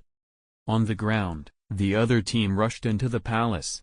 They were met with Yuppie guarding the path. Yuppie attacked them as Shoot provided cover as Laura attacked Yuppie. Killua and Gon ran past them as they headed upstairs. Pito stopped herself as she skidded on the ground. He's strong, but not strong enough, Pito thought as she remembered Netero's nen. Tensing her thighs, she rocketed forward straight towards the palace. As she came closer, she immediately went to where the king was. As she went through the window, she saw her king holding Komugi in his arms. She looked at the two old men standing there as they looked at the king. Along with them, she saw Satoru watching everything without the care in the world. So you have finally arrived, Miriam said as she looked at the two old men and Satoru. Yep, Satoru said. Your friend is powerful. Let's not fight right here, Miriam said. That's fine, Netero said. Pito, heal Komugi, Miriam said. Yes, my king, Pito said.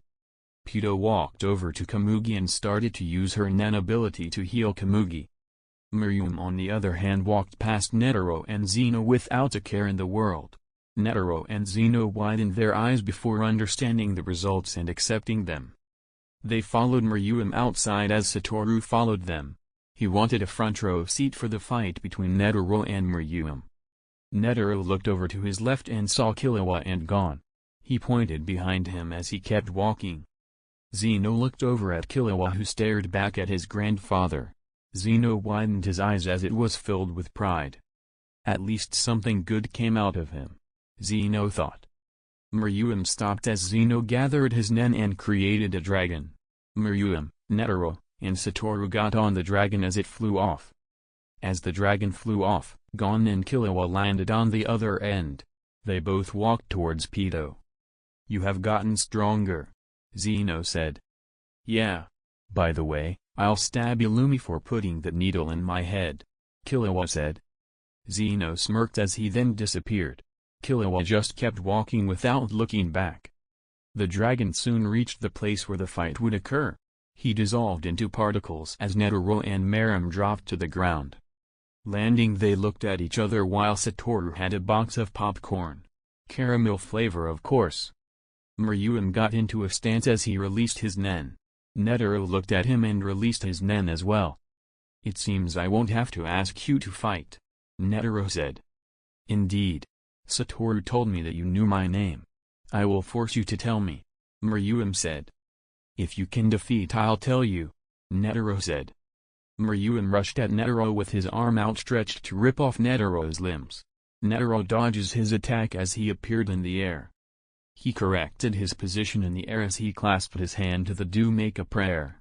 A golden Buddha statue appeared behind him and Miriam stopped himself from moving further. He looked up to see Netero's technique. He looked in awe at the technique as Netero used first hand. The Buddha's hand slammed into Miriam who blocked the attack with his arms.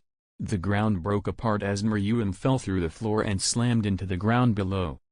The ceiling came in as Netero fell through the hole. He landed on the ground as Miriam got up without much damage on him. Satoru on the other hand was staring at the battle with a smile on his face. Your technique is amazing. Miriam compliments Netero. Thank you, but now it's time to continue, Netero said. You are right. First I'll take your right leg, Miriam said as he pointed at Netero. Oh. Netero muttered in excitement with a grin on his face. "Well then, show me," Netero said as he used his 100-arm Buddha. Meruem walked towards Netero at first before it becomes him running towards Netero. He rushed at Netero and Netero smacked him out of the air into a wall. Meruem then pushed off the pillars and walls as he attacked Netero from all directions. Netero countered with his Buddha.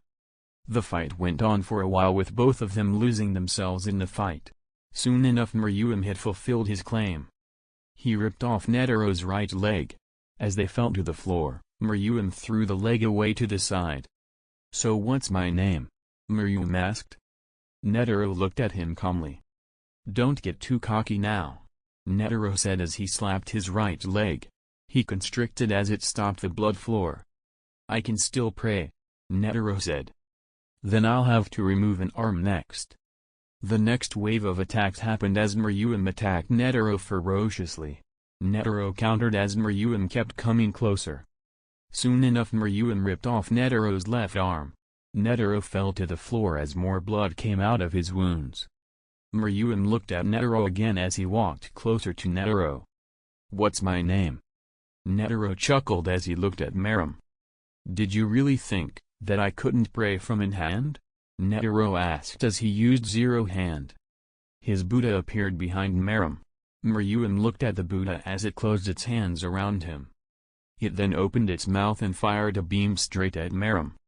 Once the beam stopped and Netero was panting looking like a skeleton now, Meruem appeared with damage but overall he looked fine. "My name?" Meruem demanded. "Meruem." Meruem's eyes widened as he heard his name for the first time. He felt complete. It was a nice feeling which got ripped away from him. "This is checkmate." Netero then stabbed his heart with his fingers as Meruem stared in shock before jumping back. Boom. The rose detonated as the entire area was caught in an explosion. The image of a rose was formed from the bomb as Satoru watched. What a magnificent death. Rest in peace, old man. Rest in peace. Chapter 51. You have it easy. You're perfectly calm, Killua. After all this doesn't mean anything to you, Gon said. Killua just stared at Gon before sighing out loud. At that moment he knew Gon was fully gone and only wanted revenge. "Good luck," Killua said. He then turned around and walked away from Gon and Pito. He left the room as Gon sat down and in front of Pito. How long do I have to wait?" Gon asked. "For a full recovery, 3 to 4 hours," Pito said. "Too long. You have 1 hour and not a second more," Gon said. Pito gulped before nodding and turned back to healing Komugi. Gon sat down as he watched her work while taking out a watch. He looked at the time and waited. "Good luck." Killua's words echoed in his mind. They were familiar. After all, they are the same words Satoru said to him before his first fight in Heaven's Arena. Killua went outside to see everyone else fighting against Yuppie. He could see Knuckles Hatsu at work while Laura fought against Yuppie. She is dodging so easily, even dodged the sneak attack. Yuppie thought as Laura kept dodging and landing attacks onto Yuppie. Need to take the hits, I need that guy to attack me, Yuno thought as he looked at Knuckle. Laura quickly jumped back as she dodged attacks from Yuppie. She grits her teeth as she blocked Yuppie's attack but it sent her flying in the air, away from Yuppie. She landed on the ground as she ran back to Yuppie's position. "Knuckle, don't attack him," Laura yelled as she looked at Yuppie starting to swell up to explode. Knuckle had already run straight towards Yuppie. He could see it clearly as Yuppie faked his attack and transformed back to normal. He got ready to send the punch to Knuckle. Knuckle was prepared to die but... Thunderbolt. Lightning dropped from the sky as Yuppie got electrocuted. Yuppie screamed before Knuckle punched him after the lightning stopped zapping Yuppie. Yuppie looked towards Killua who standing there. Laura walked towards him and nodded to him. He nodded back. They walked down the path as lightning danced around Killua's entire body, covering him. Godspeed. Laura looked at Yuppie while using her emission ability. Observation. It allowed her to know her enemy's location even while they used and predict attacks. She could also sense someone's emotions. She covered her hands and legs with armament as she and Killua stopped. Killua disappeared from his position and appeared in front of Yuppie. He discharged electricity from his palms and shocked Yuppie. He then appeared a few feet away from Yuppie as Laura sent a punch to his face. Yuppie felt his face cave in as he spat out blood while he skidded back. He then looked at Laura and Killua to try and retaliate, but they were already in front of him. Killua punched him in the face as Laura kicked him in the stomach.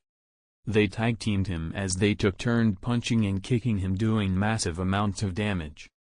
Knuckles' ability worked wonders as the numbers skyrocketed. It kept increasing as Laura and Killua kept hitting him. However, Killua quickly jumped back as Godspeed ran out of juice. Laura quickly punched Yuppie again as Killua got away. Laura breathed in heavily as she wasn't used to swinging two abilities at once. She stopped as she then ran away from Yuppie. Yuppie then turned toward them as he got back up. My turn. Yuppie then transformed as he got ready to attack. Bam! Yuppie got hit in the head as Morel dropped down from above and smacked him with his giant pipe. Morel then jumped back as he regrouped with Knuckle, Killua, and Laura. Sorry I took so long.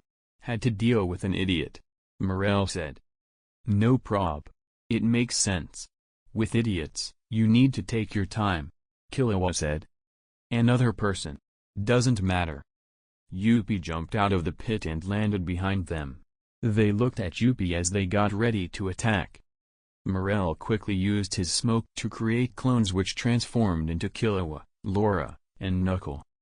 Yuppie used this to create multiple arms as he swung them towards the multiple copies. He cut down most of them easily as he waited for the real ones to show up. Killua and Laura stayed in place after they moved away from the fight to recover some of their nen. Knuckle hid from Yuppie as he waited for the clones to run out. 3, 2, 1. No more clones were running as Yuppie walked towards Morel. The ones were never here, Morel said. I'll kill you, Yuppie said as he transformed again and went towards Morel to blow up. Knuckle appeared to his side and punched him in the face with Ko. Laura then went above Yuppie and punched him on the head, making his head slam into the ground. The ground broke apart as Laura quickly jumped away to safety as Yuppie tried to catch her. Suddenly, Yuppie's aura burst as they all watched. As Yuppie stood at the center, Killua had left to go get Komugi as he felt the poof come closer. Yuppie transformed into another state as he then ran to cut up more clones before arriving at Morel, who was breathing heavily. Laura rushed towards him. Yuppie noticed and attacked with his arm being a blade. Laura dodged the attack and grabbed Morel. She then jumped back as she coated Morel's back in her armament. Yuppie's blade scratched against it but didn't harm Morel. Laura tried to use armament again but didn't as she didn't have much aura left. You were pretty good but it's now over. I'll have to kill you now, Yuppie said. Wait. Yuppie looked over to see Knuckle who stood in front of him. I'm done running. I'll face you head on, so let them escape, Knuckle said. If you get rid of this then I'll think about it, Yuppie said as he pointed at Knuckles' ability. Morel was about to scold him but Laura covered his mouth. She gave him a reassuring look. All right, Knuckle said as he released his technique. Now fight me, Knuckle yelled. No thanks, Yuppie said as he turned around and walked away. Huh? Why? Knuckle asked. Yuppie stayed silent as he pondered the feeling he felt. It annoyed him. So this is how the king felt when we didn't know his name. Come attack me whenever. I'll take you on, Yuppie said as he ran away towards his king. The others watched him leave before Knuckle walked over to Morel. Sorry sensei. But he was going, Knuckle said before Morel interrupted. Don't worry. You made a choice but this time it's fine. After all, there is someone stronger than Netero who can fight. I just don't know if he can take on Ryuum and Yuppie at the same time. He can, Laura said. They looked at her as she laid back on the grass. After all, he is the strongest. Chapter 52. Poof and Yuppie go towards Ryuum as fast as possible but were too late as a giant explosion occurred. Terrified that their king is dead, They increased their speed towards him as Poof used Ant to find him. They find him laying on the ground with multiple limbs missing after they were turned to ash by the explosion. To heal Meruem, Yuppie and Poof gave him most of their powers, resulting in Meruem getting a giant power boost at the cost of losing his memories of Komugi. "You seem to be ready," Satoru said as he teleported in front of Meruem with a smile. "You?" Poof said in shock. Meruem looked at Satoru and clenched his hand. He did not wish to kill Satoru from his own memories, but Satoru would still fight him. So Meruem tensed his body and rushed towards Satoru. Satoru grinned as he raised his hand. Meruem slammed his fist into infinity. The ground behind Satoru broke apart. Satoru stares in interest as he felt part of his infinity be taken in by Meruem's nen. However, Satoru wasn't bothered as he already knew Meruem's ability and how it works thanks to Six Eyes. "Let's have some fun," Satoru thought with a grin. Satoru kicked Meruem in the face, which sent him flying to his left. He stopped himself on the ground before leaning his body back at a 90-degree angle to dodge Satoru's kick. Satoru teleported and kicked Meruem's back, launching him into the air. Meruem created wings to stop himself as he analyzed what Satoru's ability did. He knew he could absorb it using his ability, but how much would he have to absorb before landing a hit on Satoru's body? Meruem rushed towards Satoru with his fist reeled back. Satoru saw it coming as he parried Meruem's punch. Meruem then parried Satoru's attack and attempted to rip off Satoru's arm. Instead, he ended up throwing Satoru to the side as he couldn't touch Satoru's skin. "What is his ability?" Meruem thought. "You probably know, but you haven't touched me. Not even once. What you did touch was the infinity between us," Satoru said. "I'll show you. Put out your hand," Satoru said with a silly face. He waved his hand back and forth to get Meruem to come to touch it. Meruem stared at Satoru. He didn't understand this ability as he stepped forward. "What, my king? It could be a trap," Poof said. "Probably, but he is giving me information," Meruem said as he continues to walk forward. He placed his hand in front of Satoru. His eyes widened. Even while absorbing the energy, Meruem still couldn't touch him at all. "See," Satoru said. "But I can still touch you, like so. I'm quite nervous as well," Satoru said as he held Meruem's hand. He then slammed his palm into Meruem's chest. Meruem spat out blood from his mouth as Poof and Yuppie screamed in shock and fear. Satoru grinned as he slammed his palm into Meruem's chest a few more times before kicking to the side. Meruem looked at Satoru as he raised his finger to create a red orb. Grinning, the orb was released as it blasted Meruem backward. He slammed the rough multiple rocks and bounced on the ground as the ground was destroyed. Poof and Yuppie rushed towards Meruem as Satoru teleported in front of Meruem. Meruem got up with a few bruises but not that severe. He stared at Satoru, who appeared in front of him.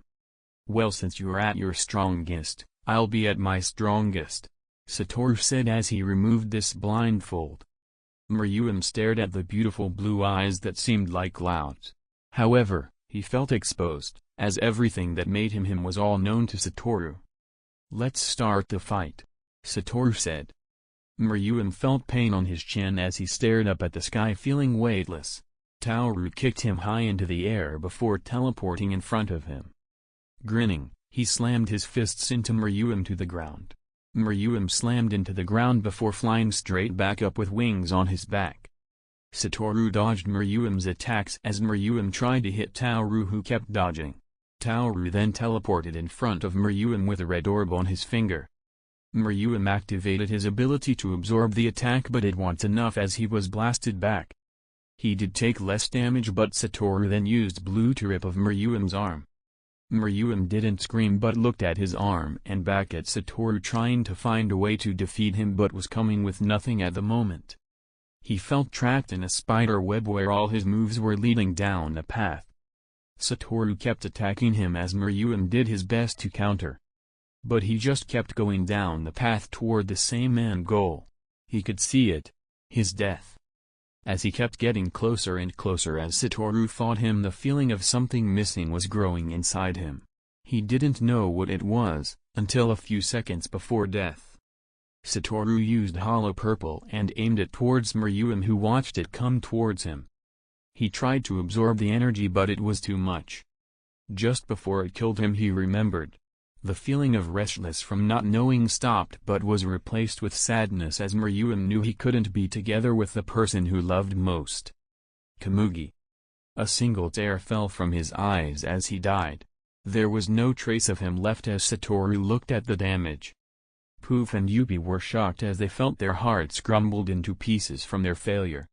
They didn't do anything as Satoru killed them. Satoru stared at the destruction before putting his blindfold back on. He then teleported back to the castle to finally end this. Chapter 53. Satoru teleported to the palace and immediately went to Poof, the remaining parts of him, and killed him. He used Hollow Purple because there is no such thing as being too cautious. He teleported to Morel, Laura, and Knuckle, who had Shoot wrapped in bandages as they looked at him.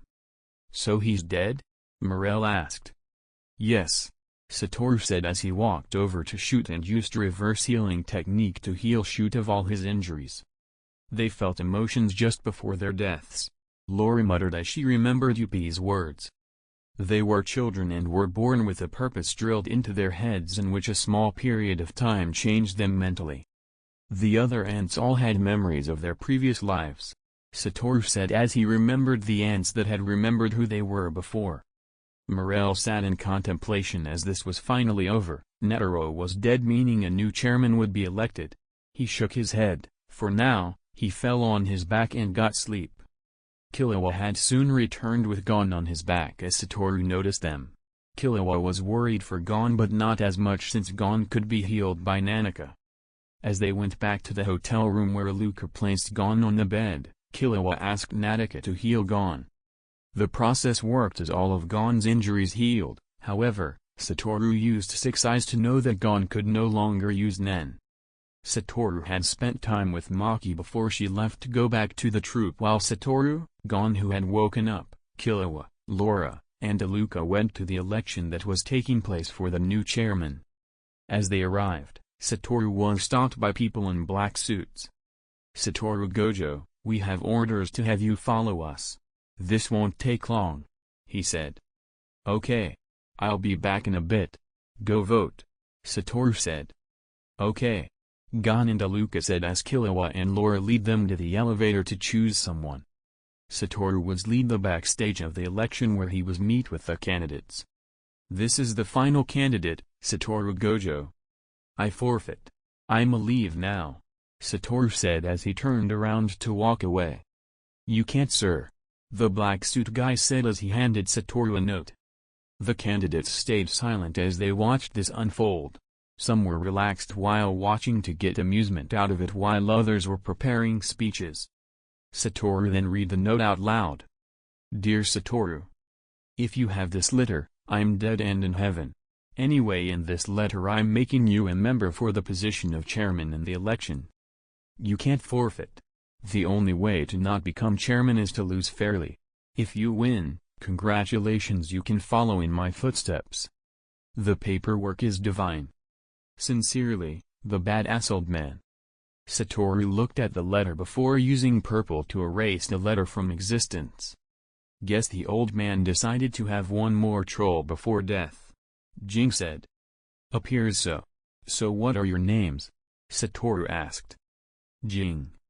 Pariston. Cheetle." Satoru listened to them as he waited for the election to start. He knew Jing was going to get the shock of his life, so he had his phone ready. Meanwhile, the elevator opens as a certain clown enters the scene, strutting himself into the place and puts his vote in one of the boxes. Hisoka walks before noticing Gon, Killua, Laura, and Aluka. They all flinch as Hisoka looked at them and they turned around. "Of course it's you," Killua muttered. "Yes, me. I heard about what happened.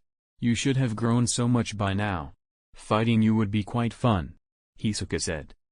"True, but I can't use Nen anymore," Gon said as he pointed forward himself. Hisoka smiled as he looked at Gon carefully. His face began to smile more as bloodlust erupted from his body. Should we be worried? Laura asked Killua. Yes, Killua said. It would seem I need to relieve myself. I'll be back in just a bit, Hisoka said to them as he left the building. He's gone now, Gon said as he sighed. Yep. Well, let's go find a seat, Killua said as they entered the place. They took their seats somewhere near the front row so they could get a good look at everyone. The candidates soon entered as Gon stared in shock at one person in particular. Make that too as they saw Satoru up on stage as well and sit down along with the candidates. Hey bro, why is Dad sitting there? Is he a candidate? Aluka asked. Yep. Guess that old man trolled Dad. Respect, Killua said as Laura agreed. Father, is that you? Gon said as he got up and pointed at Jing. Going looked in that direction to see Gon. His face immediately went nervous as he tried to look away from Gon and ignore him. Satoru though. Yo Gon. Meet your father. Jing freaks. Chapter 54. Jing looked at Satoru with the most betrayed look that anyone could ever give, even if he hadn't met Satoru for very long. Satoru merely smiled back with an innocent expression. I want to punch him, Jing thought. So it really is you, father, Gon said as he looked at Jing in happiness. Tears started to drop from his eyes as Jing literally stared with a poker face. Inside however was a different story. What the hell do I do? Do I ask why he is crying? Perhaps comfort him? Wait, no, I don't know how to comfort people. I'm terrible at social interactions with family. What do I even say right now? Also, why is that bastard recording all of this? Even that kid? Jing thought as he looked at Satoru and Killua recording the entire thing with grins on their faces. They gave him a thumbs up as they recorded. Jing was about to murder them before he looked back at Gon. I messed up. Because of me, Kai died and then came back to life as a girl, Gon said as he apologized. What? What the fuck? We went go the best of the ants, Pito them killed Kite after he protected me and then I went to kill Pito. Gon kept talking as Jing looked at him in utter confusion. What the hell is happening? Okay. Stop with the tears. Calm down, just try to calm down, Jing said as he tried to calm Gon down while everyone watched. They were surprised that Jing was shy in this situation. Satoru, Killua, Aluka, and Laura laughed at his expressions. I should have died instead, Gon said. Jing then looked at Gon with a serious expression. Gon. That isn't true, Jing said as Gon looked at him. He took you along because she believed in you. But he was also at daily because he underestimated the enemy. If you weren't capable then he would have left you behind and never took you with him, no matter what you said. It was his fault for misjudging the enemy. But I know. You are also at fault for being too weak. You should feel responsible as well as for your other mistakes. Don't make the same mistakes again. Also, go apologize to Kite, not me. When apologizing to a friend, there is one rule for it. Do you know what that is? No. You promise to do things differently than what you did before and you keep that promise, no matter what. Okay. Good. Now what was that about him turning into a girl? Jing asked in complete confusion. He died and with Nen, he was reborn as a woman. He has his memories, Satoru said. I see. I feel bad for him, Jing said. Yep, Satoru said. Why though? Gon asked. He doesn't have a penis, Satoru and Jing said in union. Silence reigned over the hall before everyone yelled at them. Really, that is what you worried about? Of course it is. I would rather have a penis than a vagina, Jing said yelled. I agree with the deadbeat dad who made a Nen pact to abandon his son to get more power, Satoru yelled. I didn't do that, you kidnapper, Jing said as he got in front of Satoru. Hey, I saved them. I deserve respect. Besides, they had no complaints, Satoru said. Don't drag me into this. But he's right, I had no complaints, Killua yelled before going back to his usual voice. See. He admitted you kidnapped him, Jing said. I then took care of him and raised him. You abandoned your son. Where were you when your son had an existential crisis? Satoru asked. Fighting a monster that was trying to kill me. Besides, it was his aunt who told me that I couldn't take him with me. And you listened to her? Yes. Besides, I don't know how to raise a child, Jing said. Then why did you fuck a girl and get her pregnant? Satoru said. Could we just get on with the election? Pariston said. Sure, Jing and Satoru said. Jing then picked up the microphone and looked at everyone. Vote for me if you want me to be chairman. If not, then vote for someone else, Jing said as he then gave it to Satoru. If I become chairman, I will promise to burn the entire Hunter Association to the ground. Vote for me if you want that, Satoru said. It started. Give your speeches while I beat the shit out of him, Jing said. Like you can actually do something, Satoru said. Pariston sighed as he grabbed the microphone and looked at both of them. Just sit down already. You did your speeches. You are done. Anyway, the election has started. Be sure to cast your votes after the speeches, Pariston said. As for you two, just sit down. You can fight after the election. I need to get popcorn first, Pariston. Clicking their tongues, both of them sat down in the front seats as they watched the election. What just happened? Gon asked while Killua giggled. Aluka and Laura also laughed. A story looked at their faces. Everyone else was disappointed. They really wanted to find the winner. Plus it was entertaining. Chapter 55. Chaos was that occurred in the streets as everyone fended for themselves. Men, women, and children died at the hands of others as they fought. The world was burning and would come to a close as many people stayed on the sidelines watching. The reason? In the middle of the chaos, a lone man sat on a chair with a table full of sweets and a drink in his hand as he took a sip. The fire burned around him but never came close to him. He wore a blindfold, which covered his cloud-like eyes, had white hair with pale skin. This is fine. That's what he said as he watched the chaos and just enjoyed his time. He did exactly what he promised. If he was elected chairman, he would bring the Hunters Association to the ground, which caused the panic. The world was going to end. Yeah, no. I'm sorry, but I decided to let my brain loose for this one and just wrote something. Here's the actual chapter. The polls are in and the three candidates for the position of chairman are Satoru, Pariston, and Cheadle, the host said.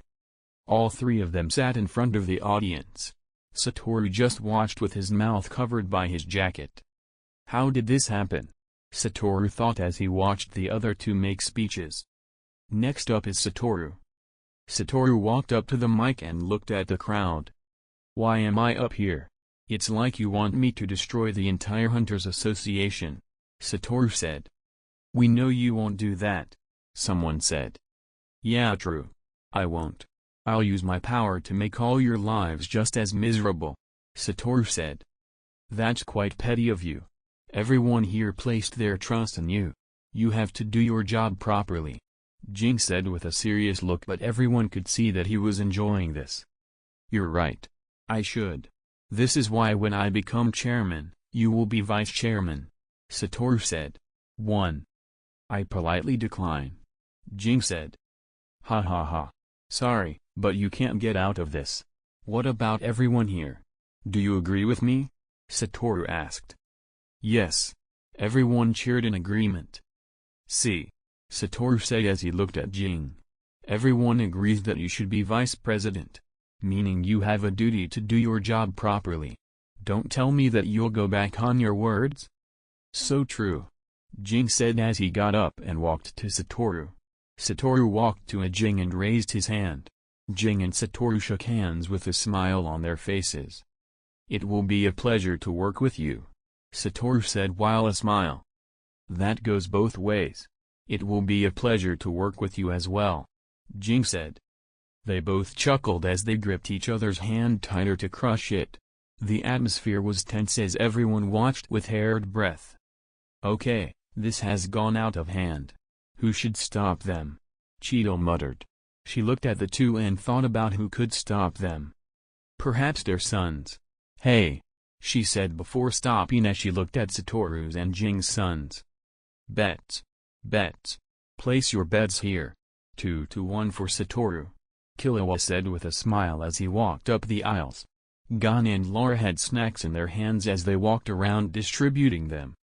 I'll take a bag of popcorn and set me down for Satoru, Pariston said as he handed money to Killua and Gon gave him his popcorn.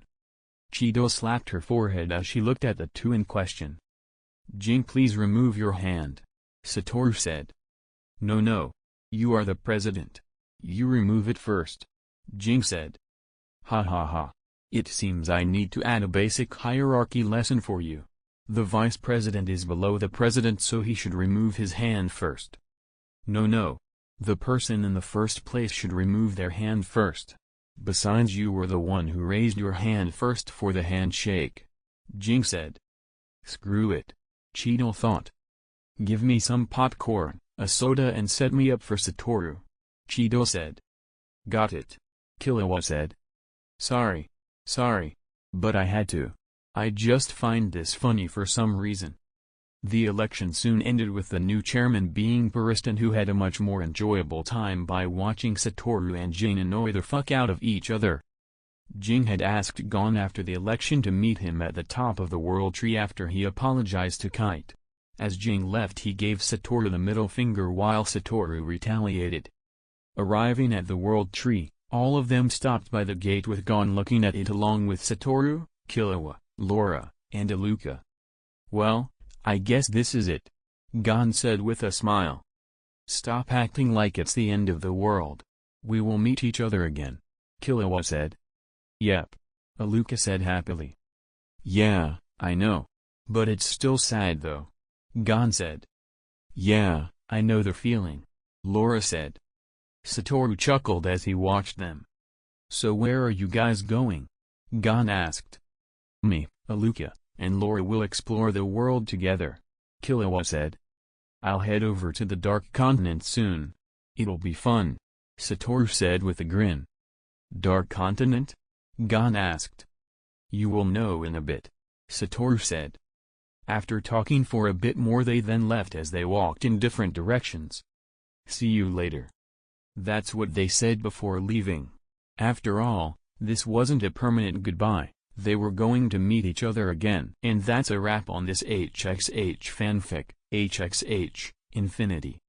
Hope you enjoy the ride. Let me know your thoughts down in the comments. I love hearing what you guys think. Quick question. Do you prefer when I, or the AI voice, say Chapter 1, Chapter 2, etc., after each chapter? Or did you like it better when it flowed straight through with no breaks? Bar chart emoji. There's a poll up now, make sure to vote so I know what you all prefer. Until then, I'll keep announcing each chapter just in case. And if you're new here and enjoy HxH fanfics, consider dropping a like and hitting subscribe to officially become a hunter, bow and arrow emoji. Your support seriously motivates me to keep making more audiobooks every day. That all said, peace out, and I'll see y'all tomorrow when we continue. HxH, Applications of Nen.